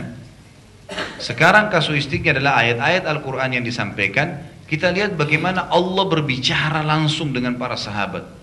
Ini ayat-ayat ya. Perhatikan kata Allah di sini. Ayat selanjutnya, ingatlah di waktu kalian menerima berita bohong itu dari mulut ke mulut. Allah sedang bicara dengan kejadian para sahabat tuh. Ini salah satu bukti nyata Al-Quran benar gitu. Dan kalian katakan dengan mulut kalian itu apa yang tidak kalian ketahui sedikit juga. Tidak ada informasi yang benar. Dan kalian menganggapnya sesuatu yang ringan, nggak apa-apa deh, gosip nggak apa-apa, nggak akan ada masalah. Padahal dia di sisi Allah adalah sesuatu yang besar, maksudnya dosa besar. Ayat 16. Walaula id sami'tumuhu qultum ma yakunu lana an natakallama bihadza subhanaka hadza buhtanun azim. Dan mengapa kalian tidak berkata di waktu mendengarkan berita bohong itu, sekali-kali tidaklah pantas bagi kami memperkatakan ini. Maha suci engkau ya Allah, dan ini adalah dusta yang besar. Mestinya waktu itu kalian bilang begitu. Gak mungkin istri Nabi zina, mustahil. Kedustaan berarti kayak ada linknya. Allah ini berarti salaminin istri buat nabinya. Bahaya sekali kan. Ini bahaya kata Allah. Jadi Allah mengatakan sekali lagi, mengapa kalian waktu dengar berita itu tidak mengatakan, jelas Allah bilang ya, mengapa kalian tidak berkata di waktu mendengar berita bohong itu, jelas bohong. Sekali-kali tidaklah pantas bagi kami memperkatakan ini, maha suci engkau ya Allah, ini adalah dusta yang nyata. Ayat 17, ya'idukumullahu an ta'udu limithlihi abadan in kuntum mu'minin. Allah memperingatkan agar kalian jangan pernah kembali memperbuat yang seperti itu selama-lamanya. Jangan pernah menuduh lagi istri-istri Nabi, jangan pernah menuduh lagi mukminah, mukmin, nggak boleh. Kalau kita tahu itu informasi tidak benar, bela malah. Jangan kalian kembali selama-lamanya, dan jika kalian benar-benar orang beriman. Ayat 18. Wa yubayyinullahu lakumul ayat wallahu alimun hakim. Dan Allah menerangkan ayat-ayatnya kepada kalian, dan Allah maha mengetahui lagi maha bijaksana. Lihat ayat-ayat yang luar biasa turun membahas tentang kasus kejadian tersebut. Jadi sebulan berhenti, ayat, tapi 4 sampai 26 ini bukan main-main, 22 ayat turun, gitu kan, menjelaskan semua masalah ini. Ayat selanjutnya, ayat ke-19, innal ladzina yuhibbuna an tashi'al fahishatu fil ladzina amanu lahum adzabun alimun fid dunya wal akhirah wallahu ya'lamu wa antum la ta'lamun. Sesungguhnya orang-orang yang ingin berita perbuatan yang keji tersiar di kalangan orang-orang beriman, maka bagi mereka azab yang pedih di dunia dan di akhirat, dan Allah mengetahui sedang kalian tidak mengetahuinya. Jadi jangan ikut-ikutan. Orang gosipin seseorang jangan ikut-ikutan. Orang mukmin kita bilang nggak mungkin, pasti orang itu benar, mestinya. Jadi bukan malah kita ikut-ikutan. Walaula fadlullahi alaikum wa rahmatuhu wa annallaha raufur rahim. Allah terus mengulangi ini 3 ayat berturut-turut sebenarnya. Dan sekiranya bukan karena karunia Allah dan rahmatnya kepada kalian, maka pastilah ya, dan Allah itu maha penyantun lagi maha penyayang, niscaya kalian akan ditimpa azab yang besar. Ayat 21, ya ayyuhalladzina amanu la tattabi'u khutuwatis syaitan wa may yattabi' khutuwatis syaitani fa innahu ya'muru bil fahsya'i wal munkar walaula fadlullahi alaikum wa rahmatuhu ma zaka minkum min ahadin abadan walakinnallaha yuzakki man yasha wallahu sami'un alim. Hai orang-orang yang beriman, Allah sampaikan sekarang, apa kata kunci kalian bahagia? Jangan pernah ikuti langkah-langkah syaitan. Semua bisikan-bisikan untuk gosipin orang, fitnah, dosa, jangan pernah ikutin, kata Allah. Langkah-langkahnya, mulai ada berita pertama, tinggalkan semua. Barang siapa yang mengikuti langkah-langkah syaitan, maka sesungguhnya syaitan itu menyuruh mengerjakan perbuatan yang keji dan mungkar, pasti ujung-ujungnya pelanggaran agama. Sekiranya tidaklah karena karunia Allah dan rahmatnya kepada kalian, niscaya tidak seorang pun dari kalian bersih dari perbuatan-perbuatan keji dan mungkar itu selama-lamanya. Tetapi Allah membersihkan siapa yang dikehendakinya, dan Allah maha mendengar lagi maha mengetahui. Ayat 22, wala ya'tali ulul fadli minkum was-sa'ati an yu'tu ulil qurba wal masakin wal muhajirin fi sabilillah wal ya'fu wal yasfahu ala tuhibbuna yaghfirallahu lakum wallahu ghafurur rahim. Ayat 22 ini turun kepada Abu Bakar radhiyallahu anhu. Dikhususkan kepada Abu Bakar. Kata Allah, dan janganlah orang-orang yang mempunyai kelebihan dan kelapangan rezeki di antara kalian bersumpah bahwasanya mereka tidak akan memberi bantuan kepada kaum kerabatnya. Orang-orang yang miskin dan orang-orang yang berhijrah pada jalan Allah, dan hendaklah mereka memaafkan dan berlapang dada. Apakah kalian tidak ingin Allah mengampuni kalian? Sesungguhnya Allah maha pengampun lagi maha penyayang. Ini penting Bapak Ibu sekalian, kita kalau belajar sirah jadi tahu siapa yang ditargetkan dalam ayat. Coba bayangin kalau Bapak Ibu baca ayat tadi ini tanpa tahu kisah dari yang saya sampaikan, ngerti nggak? Nah ya, termasuk ayat ini ya. Jadi di sini ternyata turun kepada Abu Bakar. Nah, Muslih bin Abi Muslih tadi itu adalah punya hubungan kerabat sama Abu Bakar dan miskin hidupnya. Abu Bakar yang biayai hidupnya nih. Waktu dia ternyata terbukti gosipin Aisyah, Abu Bakar bersumpah, demi Allah saya tidak akan bantu lagi Muslih ini. Masa selama ini dibantu bertahun-tahun hidup, balasan mbak begini kamu gosipin anak saya? Gitu kan? Rasanya gitu. Perhatikan apa kata Allah, orang mukmin selalu hatinya bersih. Waktu dia bersumpah begitu, Allah tegur Abu Bakar. Karena Muslih sudah taubat, sudah dicambuk, sudah taubat ya. Tadi saya bilang, password luar biasa taubat. Selesai itu masalahnya. Apa kata Allah SWT?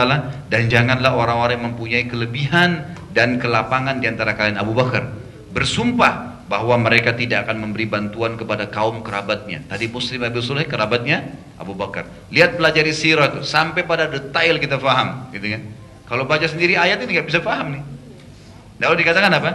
Orang-orang yang miskin, karena Muslim orang miskin, dan orang-orang yang hijrah pada jalan Allah, dan hendaklah mereka memaafkan dan berlapang dada. Sudah taubat, maafin dah.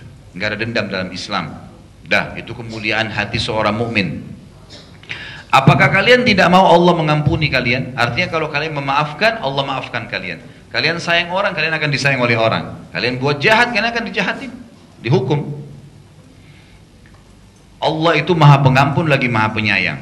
Selanjutnya ayat 23. Innal ladzina yarmunal muhsanatil ghafilatil mu'minati lu'inu fid dunya wal akhirati walahum adzabun azim. Sesungguhnya ini hiburan buat Abu Bakar nih. yang tadi disuruh maafkan itu. Ayat 23-nya. Sesungguhnya orang-orang yang menuduh wanita yang baik-baik. Seperti bahasa Abu Bakar, anakmu tuh Aisyah yang lagi difitnah.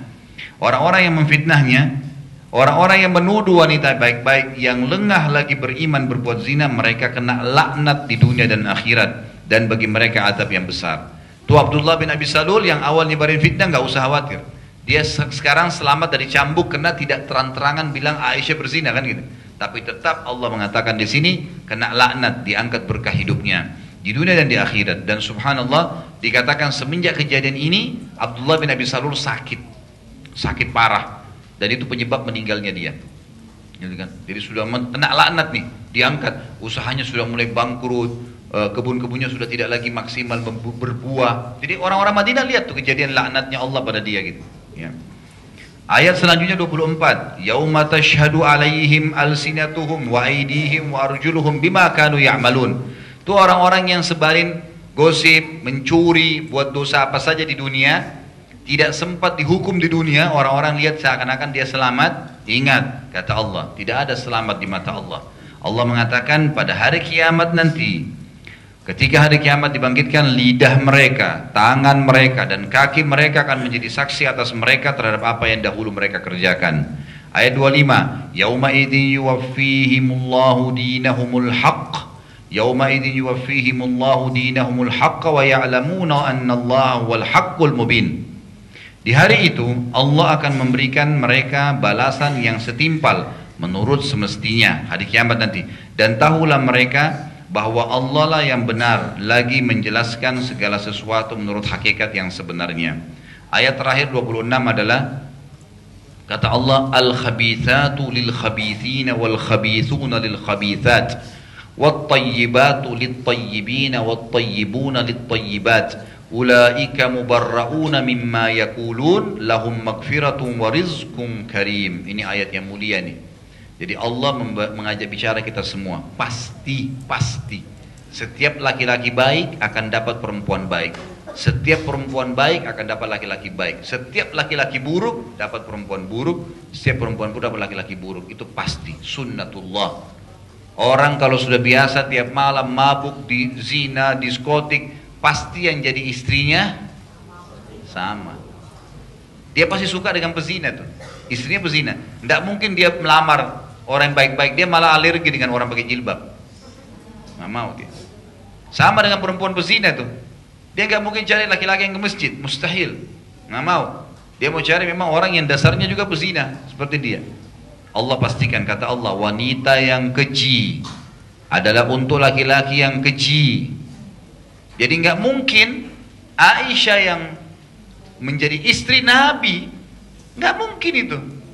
Pasti kalau dia keji, suaminya keji, berarti kena Nabi Muhammad SAW. Nggak mungkin, kata Allah. Wanita-wanita yang keji adalah untuk laki-laki keji, dan laki-laki yang keji sebaliknya untuk perempuan yang keji pula. Dan wanita yang baik-baik adalah untuk laki-laki yang baik-baik, dan laki-laki yang baik-baik untuk wanita yang baik-baik. Mereka yang dituduh itu bersih dari apa yang dituduhkan kepada mereka, ya, dari yang menuduhnya. Bagi mereka ampunan dan rezeki yang mulia, maksudnya surga. Ini berita gembira buat Aisyah dengan Safwan radhiyallahu anhuma. Bagaimana Allah SWT menjanjikan dengan kejadian ini, maka mereka diampuni semua walaupun punya kesalahan dan diberikan surga sebagai balasan. Dengan turunnya ayat-ayat tersebut, maka terbongkarlah semua kebohongan tuduhan yang tadi disampaikan, dan semua berjalan, ya, semua yang terlibat dari 3 orang dicambuk 80 jerah. Abu Ayyub Al-Ansari, dan dia luar biasa, punya banyak kisah. Di antaranya kisah berhubungan dengan ifk ini. Allah memuji perilaku dia sama istrinya. Istrinya sempat bilang begini, Ummu Ayyub, wahai Abu Ayyub, apakah kau sudah dengar fitnahnya Aisyah? Kata Abu Ayyub, iya. Bagaimana menurut kamu? Ummu Ayyub tanya kepada Ayyub, suami istri bicara. Dan ini kisah ifkahnya bicara masalah rumah tangga, ya.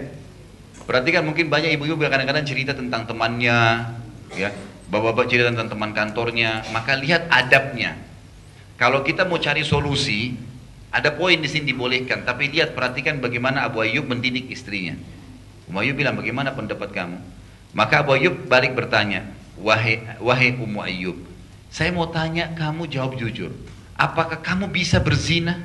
Kamu ini sekarang sebagai istriku, kamu berzina nggak kira-kira? Kata dia, tidak mungkin. Hasya lillah, maksudnya hasya lillah itu mustahil. Nggak mungkin saya berzina. Kata Abu Ayyub, apakah saya bisa berzina? Selama ini kau kenal saya sebagai suami. Dari perilaku sehari-hari ini, dari ibadah yang saya kerjakan, saya kira-kira bisa berzina nggak? Kata Abu Ayyub, tidak mungkin, mustahil. Yang saya tahu kau saleh, nggak mungkin kau berzina. Maka apa kata Abu Ayyub? Allah sampai memuji Bapak Ibu sekalian. Dia mengatakan, demi Allah, ya, Aisyah lebih afdal daripada kamu. Dan Safwan lebih afdal daripada saya. Artinya apa? Mustahil. Mereka berzina mustahil. Safwan yang dituju itu dia lebih afdal daripada saya. Aisyah lebih baik daripada kamu. Kita saja nggak mungkin zina, apalagi mereka gitu. Dan ini menandakan kemuliaan rumah tangganya Abu Ayyub Al-Ansari radhiyallahu anhu, yang betul-betul suami istri saling tahu tidak mungkin, mustahil mereka berzina. Orang kalau sudah berumah tangga mustahil mukmin itu berselingkuh, mustahil. Itu sudah nggak mungkin. Sedangkan sebelum menikah saja nggak mungkin zina, apalagi sudah menikah. Itu sudah nggak mungkin terjadi. Ini rumah tangga Islam, salah satu hal yang luar biasa. Nggak ada kemaksiatan dalam rumah tangga mereka, dan ini kata kunci kebahagiaan. Karena pertengkaran terjadi karena adanya dosa. Pertengkaran sering terjadi karena dosa. Dan ayat tadi surah An-Nur ayat 12 turun untuk Abu Ayyub Al-Ansari, yang bunyinya kata Allah SWT, laula sami'tumuhu dhannal mu'minuna wal mu'minatu bi anfusihim khairan wa qalu hadza ifkum mubin. Mengapa di waktu kalian mendengarkan, ya, berita bohong itu, orang-orang mukmin dan mukminah tidak menyangka baik terhadap diri mereka sendiri. Kita sudah beriman, nggak mungkin itu terjadi. Dan mengapa tidak berkata, ini suatu berita bohong yang nyata? Kata para ulama tafsir, ini turun kepada Abu Ayyub Al-Ansari. Kita tutup Bapak Ibu sekalian dengan pelajaran-pelajaran yang baik yang kita bisa ambil dari kisah Ifk. Yang pertama, setiap mukmin diuji oleh Allah Azza wa Jalla. Bahkan bagi mukmin itu bentuk kasih sayang Allah, agar semua dosa-dosanya dibersihkan dan ditinggikan derajatnya di dunia juga di akhirat. Saya ulangi, pelajaran pertama yang kita ambil yang luar biasa adalah setiap mukmin akan diuji oleh Allah Subhanahu wa taala. Nabi SAW sendiri diuji. Istrinya dituduh selingkuh. Sebulan penuh. Bukan main-main. Tidak ada informasi, tidak ada berita, tidak ada apa-apa. Aisyah sebagai istri dituduh. Satu Madinah tahu dia kalau dia gosip berzina. Informasi yang luar biasa. Allah akan uji. Tapi di sini adalah, bahkan di sini cobaan itu, ujian akan menjadi bentuk kasih sayang Allah kepada orang-orang mukmin, karena akan membersihkan kalau mereka punya dosa-dosa dan meninggikan derajat mereka di dunia dan di akhirat. Nabi SAW bersabda dalam hadis Bukhari, sungguh bila Allah mencintai seorang hamba, Allah akan mengujinya. Dan ujian ini Bapak Ibu sekalian tujuannya adalah untuk memangkas umur kita dalam ketaatan, memangkas sisa umur ini agar dalam ketaatan, memangkas sisa umur kita agar dalam ketaatan. Misal contoh, ada di antara Anda di sini yang hadir mungkin teman-teman sekalian sakit. Sudah 10 tahun sakit misalnya. Mungkin dia menganggap, oh saya kok nggak sembuh ya, saya kok nggak begini. Coba pikir yang apa yang saya sampaikan sekarang. Kalau sakit itu baik buat Anda. Kenapa? Kok bisa? Karena selama 10 tahun kita sakit, orang sakit beda dengan orang sehat. Itu tertutup banyak pintu-pintu dosa. Orang kalau lagi sakit, stroke, mau diajak ke diskotik bisa? Atau orang lagi sakit, atau orang lagi terlilit utang. Misal ada orang terlilit utang, teman-temannya ajak foya-foya gitu, ajak apa, jalan-jalan, tamasya, nggak ada waktu. Nggak ada waktu. Maunya mau keluar dari masalah. Dan orang kalau lagi ada cobaan, itu larinya ke ibadah. Memang dia, kalau dia lari ke yang lain tidak bisa. Lari ke ibadah dia akan lebih tentram. Makanya orang kalau ada masalah berat, dia sholat, dia berdoa, pasti enak tuh. Nangis, habis nangis plong, beda. Kalau dia pergi ke diskotik, kalau dia pergi gosip, dia pergi, itu jadi tambah masalah besar buat dia. Pasti akan jadi lebih masalah. Jadi orang sebenarnya kalau lagi datang cobaan, itu bentuk kasih sayang Allah pada dia. Karena dengan dicoba, dia akhirnya terpangkas sisa umurnya dalam ketaatan kepada Allah. Jadi kalau 10 tahun itu dicoba sama Allah gitu. Ya, gitu. Karena orang cobaan kalau lagi datang, orang banyak berbuat dosa kalau lagi berleha-leha, ya. Bapak Ibu kapan buat dosa? Buat dosanya itu kalau lagi duduk, nggak ada kerjaan di rumah, mulai dari remote TV. Mulailah dari DVD ini, habis ke DVD. Tapi coba kalau kita ada kerjaan, misal kita lagi ada kerjaan nih, mau bisnis, kejar target penjualan berapa, gitu kan, kita lagi kejar mau beli barang di supplier, biar teman-teman telepon, ntar ya, ntar ada penting nih, saya mau selesaikan. Kita tersibukkan kan gitu. Sama, pekerjaan yang baik dan juga cobaan yang sedang datang, itu sangat luar biasa buat kita. Memangkas umur kita yang sebenarnya kita harus habis sampai di ajal dalam ketaatan kepada Allah SWT. Bisa ditangkap ya? Ini pesan penting ini. Makanya dalam hadis Nabi SAW yang lain dikatakan seorang mukmin akan terus diuji oleh Allah sampai dia, di dirinya, di keluarganya dan hartanya, sampai dia bertemu dengan Allah, dengan keluarganya tanpa tertinggal di dosa satupun. Jadi Bapak Ibu jangan pernah menganggap kalau kehidupan pas-pasan ini berarti saya susah. Enggak. Kita masih kaya kok. Ada seorang datang kepada Syekh di Saudi bilang begini, Syekh, saya orang miskin. Saya nggak ada makanan hari ini. Kata Syekhnya, kau orang kaya. Dia bilang, Syekh, saya orang miskin. Dia tahu dirinya kan?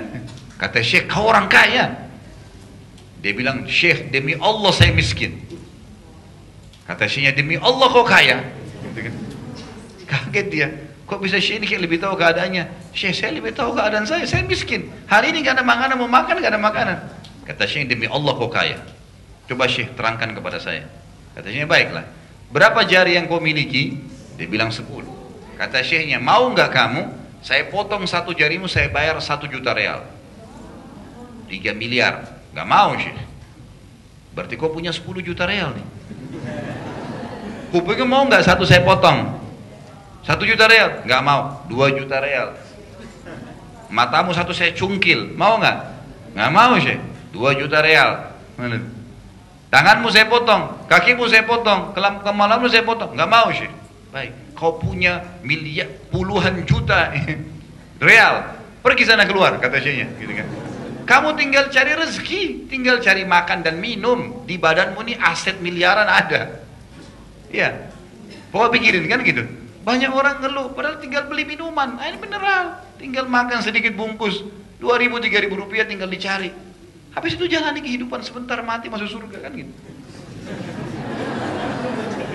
Kenapa kok dirumetin? Loh, benar, simpel kan kehidupan. Saya bilang sama istri saya, pada saat dia bicara mau buat program ini, program itu, saya bilang sebentar. Kamu sekarang ini saya bilang sama istri saya, ibu-ibu coba renungin deh. Ini ranjang sekarang sudah saya siapin. Kamu ngantuk, tinggal tidur. Ada remote AC, tinggal pencet, dingin. Lapar, masuk dapur. Tinggal buka kulkas, ambil ini, mau buat sayuran, mau yang gurih, mau yang manis, mau yang pedas, semuanya ada. Alhamdulillah, anak-anak ada juga mbak yang bantu di rumah. Enak, mau temu suami, saya pulang ada suami di rumah. Mau keluar ada mobil, Alhamdulillah, saya bilang gitu. Kamu tinggal azan, sholat, layani suami, didik anak-anak, makan kalau lapar, tidur kalau ngantuk, mati masuk surga. Kenapa buat program baru ini? Arisan sana, arisan sini, mall sana, mall. Ada apa ini buat program baru? Untuk apa? Darurat baru keluar. Kalau enggak untuk apa? Kalau kita mati di tempat-tempat yang tidak benar kan bahaya. Coba renungin deh. Saya juga bilang begitu sama bapak-bapak, murid-murid saya, maaf teman-teman yang belajar sama saya bilang, coba kalau sudah ada program hidup yang bagus sekarang, sudah jalan ibadahnya, sudah ada cukup untuk makan, udahlah. Boleh kembangin, bukan tidak boleh, boleh kembangin. Tapi jangan sampai nanti berlebihan akhirnya meninggalkan ibadah. Kalau kita bisa dalam program yang sekarang sudah maksimal, sudah bisa alhamdulillah baca Quran tiap hari, sudah bisa azan ke masjid, sudah bisa hidup di rumah sudah cukup, istri anak bisa cukup hidup, alhamdulillah. Jaga ketaatan itu istiqomah, mati masuk surga. Ngapain nih buat program ini, buat program itu macam-macam, akhirnya sampai membuat terjerumus. Kalau tidak dalam kemaksiatan nggak masalah. Tapi umumnya orang kalau buat program baru ada dosa nggak? Banyak sekali kan gitu, bisa terbuka pintunya ya. Baik, saya mau masuk proyek ini, tapi terhambat lagi bank konvensional, terhambat lagi masalah ini, terhambat lagi masalah itu, terhambat lagi macam-macam. Akhirnya kalau nagih orang harus mukul, harus ini, harus itu. Masuk dalam bab-bab yang bisa dia lebih tenang tanpa itu sebenarnya. Ingat teman-teman sekalian, ada penyakit dalam kejiwaan manusia, penyakit yang tidak bersyukur sama Allah namanya. Ini penyakit jiwa ya. Penyakit, kalau dalam medis mungkin ada sendiri namanya. Kalau dalam agama namanya penyakit jiwa yang karena tidak bersyukur kepada Allah, kufur nikmat. Kenapa?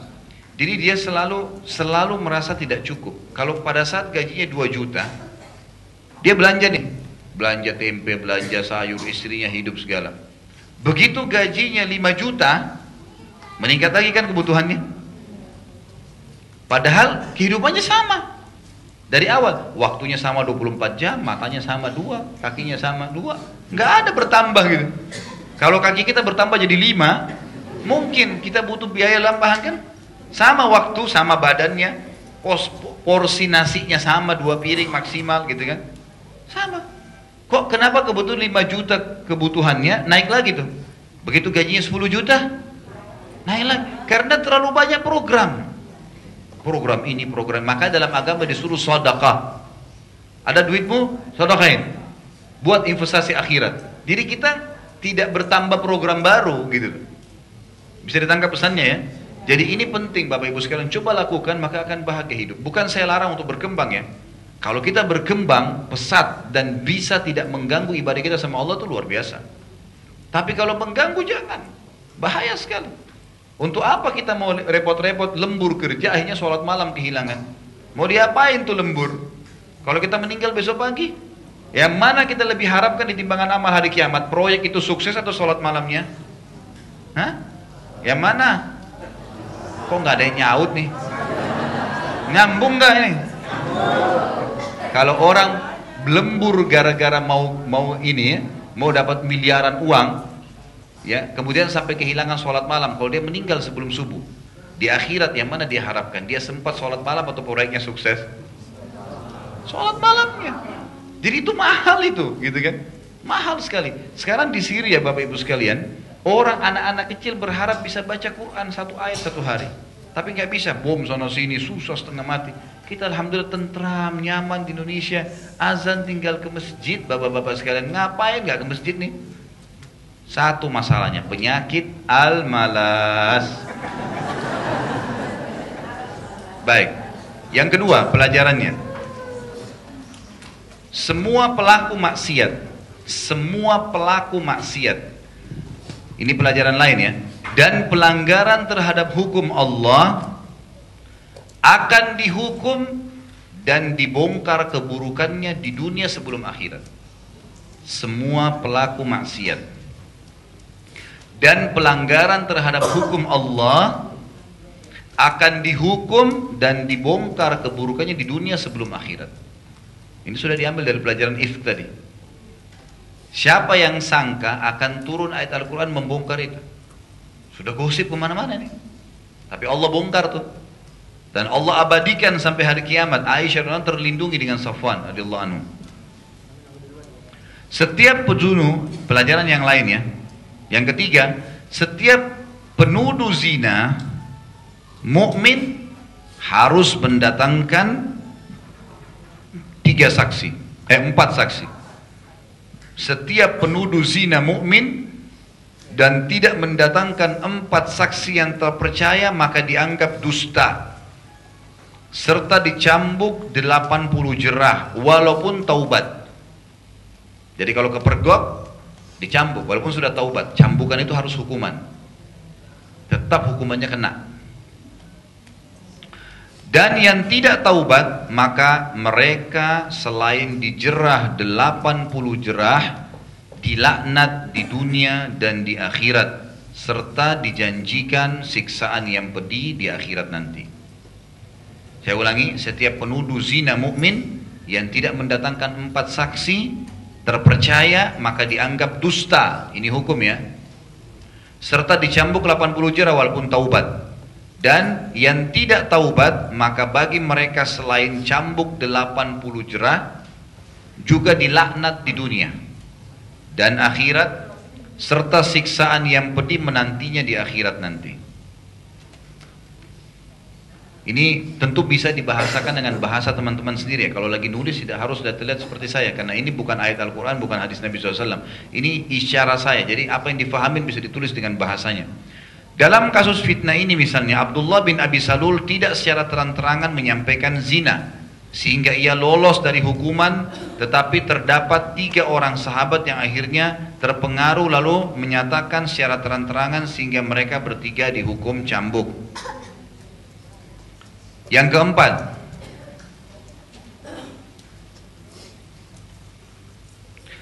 Allah Azza wa Jalla memuji kaum mukminin yang justru membela Aisyah dan Safwan radhiyallahu anhuma radhiyallahu anhum ajma'in. Dalam hal ini adalah Abu Ayyub Khalid bin Zaid al-Ansari radhiyallahu anhu. Jadi poin yang keempat adalah Allah Azza wa Jalla memuji kaum mukminin yang justru membela. Ini pelajaran lain, gitu kan? Jadi kalau ada orang mukmin yang sedang tertuduh dan kita tahu, kita mengatakan tidak mungkin terjadi. Karena Allah berfirman kan, laki-laki baik buat perempuan baik, pasti. Nggak mungkin, kalau suaminya baik berarti istrinya semestinya tidak selingkuh. Sebaliknya juga begitu ya. Kecuali kalau dasarnya memang orang buruk yang dinikahi, ini berbeda lagi. Kita bicara perempuan baik-baik menikah sama laki-laki baik-baik, salihah dan saleh menikah, maka insya Allah akan aman rumah tangganya. Ya, jadi masalah kalau emang dasar pasangannya itu buruk dari awal, itu lain, bahasan lain lagi tuh. Baik, yang keempat tadi Allah Azza wa Jalla memuji kaum mukminin yang justru membela Aisyah dan Safwan radhiyallahu anhu ajma'in. Dalam hal ini yang dipuji adalah Abu Ayyub al-Ansari radhiyallahu anhu. Yang kelima, siapapun yang menuduh pasangannya berzina, ini hukum lain. Siapapun yang menuduh pasangannya berzina dan tidak memiliki saksi kecuali diri mereka sendiri, maka boleh bersumpah sebanyak 4 kali dengan nama Allah bahwa pasangannya berzina. Tadi ayat Al-Quran ya, tinggal diikutip dari ayat itu. Dan yang kelima, laknat Allah kepadanya yang menuduh kalau dia dusta. Sementara pasangannya yang tertuduh juga bersumpah 4 kali bahwa yang menuduhnya, siapapun suami atau istri menuduhnya, dusta. Serta sumpah yang kelima, murka Allah akan datang padanya kalau pasangannya itu benar. Dan ini dikenal dengan hukum li'an. Li'an saling menuduh. Ini disusun dengan bahasa Anda pribadi ya. Tidak usah lihat-lihat, nanti akan seperti anak SD nanti. Lama nih, sampai sore kita nggak selesai. Yang keenam, pelajarannya. Setiap muslim harus yakin dengan kebenaran agamanya. Apa yang Allah dan Rasulnya sampaikan benar. Nggak mungkin, seperti saya katakan tadi. Kasus Nabi SAW bertawakal dalam menghadapi masalah. Dan Allah mengatakan orang yang bertawakal akan dicukupi. Itu benar, harus yakin. Emang itu kata kuncinya. Walaupun berkecamuk, beberapa prosesnya nggak apa-apa. Ujung-ujungnya pasti kita yang menang. Pasti. Itu sudah janji dari Allah Sang Pencipta. Nggak mungkin tidak. Setiap muslim harus yakin dengan kebenaran agamanya. Kasus para sahabat ditegur oleh Allah. Kenapa ragu membela istri dan sahabat Nabi Muhammad, Nabi mereka Muhammad SAW, dan tidak menegur para penuduh. Jadi di sini Allah SWT menghukum mereka. Jadi kata ulama tafsir juga, hikmah kenapa Allah tunda sampai sebulan tidak turun wahyu, itu sebagai pelajaran bagi orang-orang beriman. Mestinya biarpun tidak turun ayat kan harus bela diri sendiri. Mestinya begitu. Ini sudah jelas Nabi yang kalian yakini selama ini sudah ikut berperang. Ini sudah jauh ya. Ini sudah perang Bani Mustalik. Sudah ada perang Badar sebelumnya, ada perang Uhud, ada perang-perang. Sudah tahu ini kalau ini Nabi. Nabi nggak mungkin dinikahkan sama Allah dengan wanita yang tidak baik. Nggak mungkin. Mesti kalian bela diri sendiri. Harusnya. Jadi Allah bilang gitu. Ya. Jadi di sini setiap Muslim harus wajib yakin dengan kebenaran agamanya. Kasus para sahabat sempat ditegur oleh Allah kenapa ragu membela istri dan sahabat Nabi SAW dan tidak menegur para penuduhnya. Yang ketujuh, anjuran Allah Azza wa Jal agar mukminin tidak dendam, agar kaum mukmin tidak dendam. Ingat, tidak ada dendam dalam Islam. Penyakit dendam kubur di lautan, lempar lautan sana. Semua penyakit hati, dendam, iri, dengki, ini semua habis. Dalam Islam tidak ada. Nggak ada dendam. Orang kalau buat salah minta maaf, taubat, terima. Diambil daripada kasus tadi, Abu Bakar waktu bersumpah tidak mau memberikan lagi nafkah kepada, bantuan kepada Muslih bin Abi Muslih.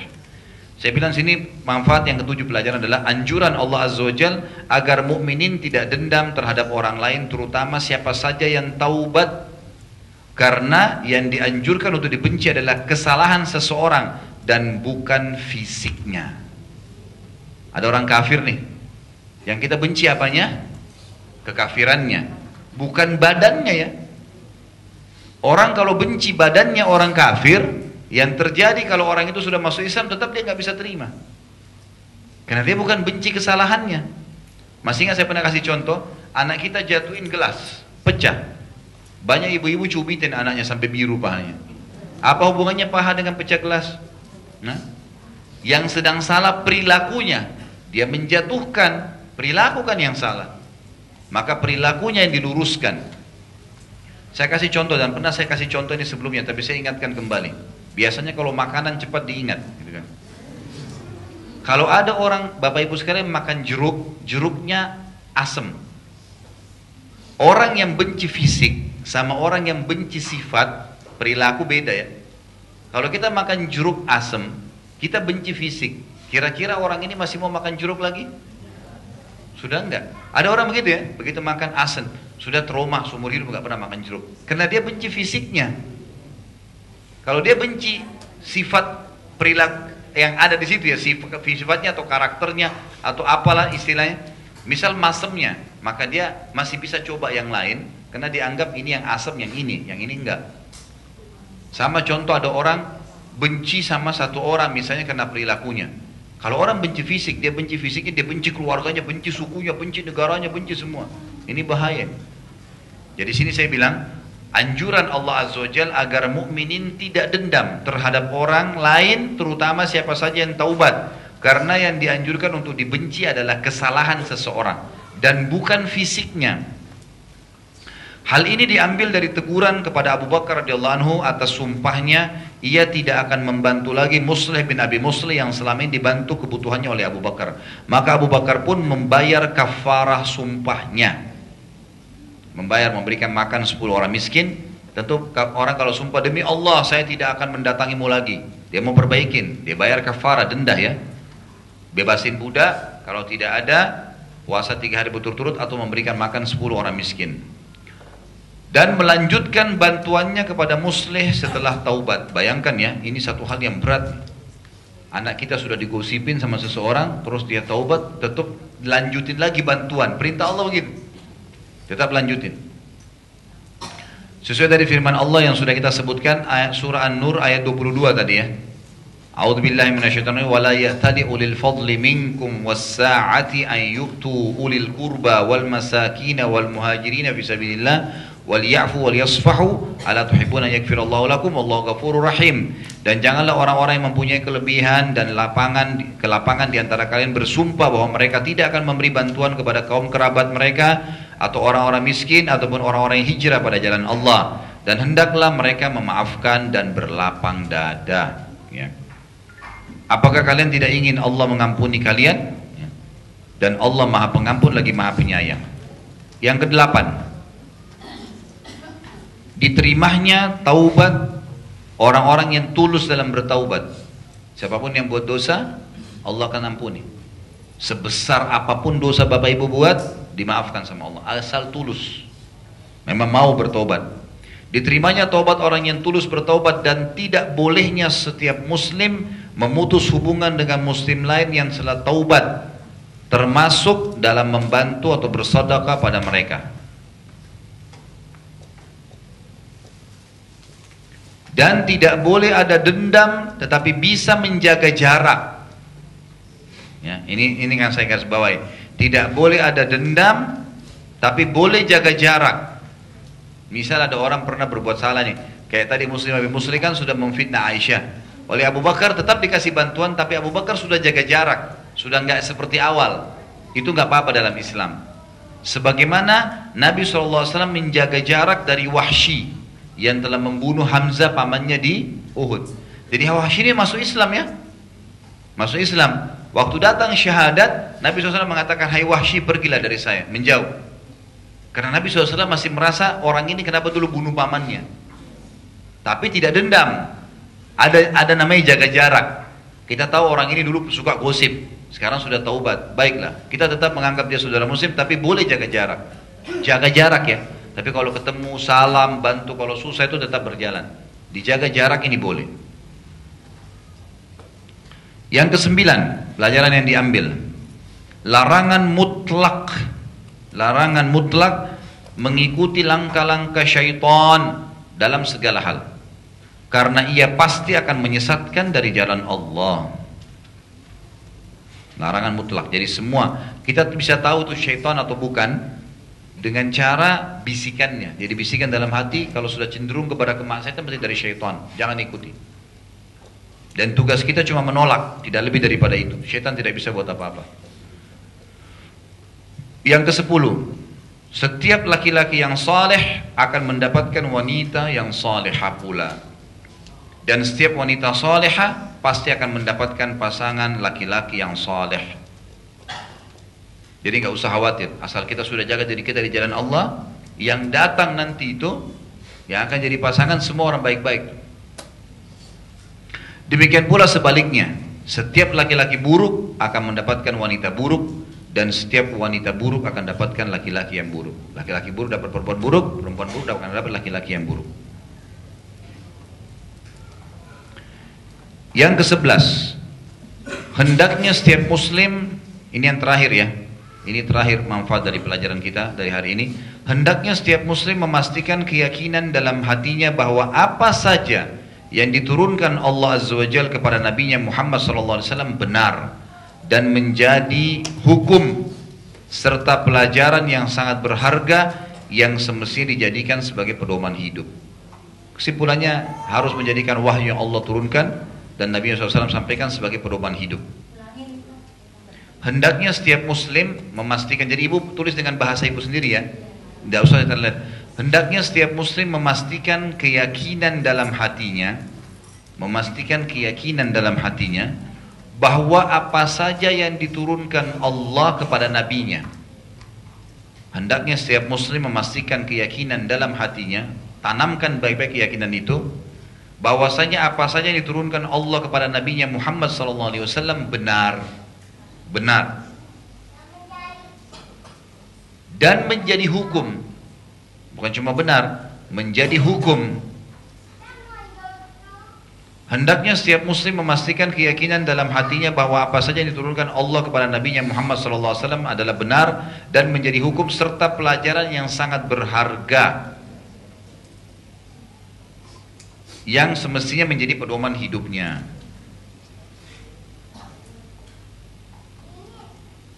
Dari sisi lain, masih sambungannya ya, tidak boleh setiap muslim, laki-laki, perempuan, anak-anak, orang tua, semua tidak boleh menyebarkan berita tanpa memastikannya, karena akan menjadi fitnah. Jadi tidak bolehnya, ya, kalau kita bahasakan sebenarnya haram, ya, tidak bolehnya setiap muslim, tua, muda, laki-laki, perempuan, ya, menyebarkan berita tanpa memastikan, karena akan jadi fitnah.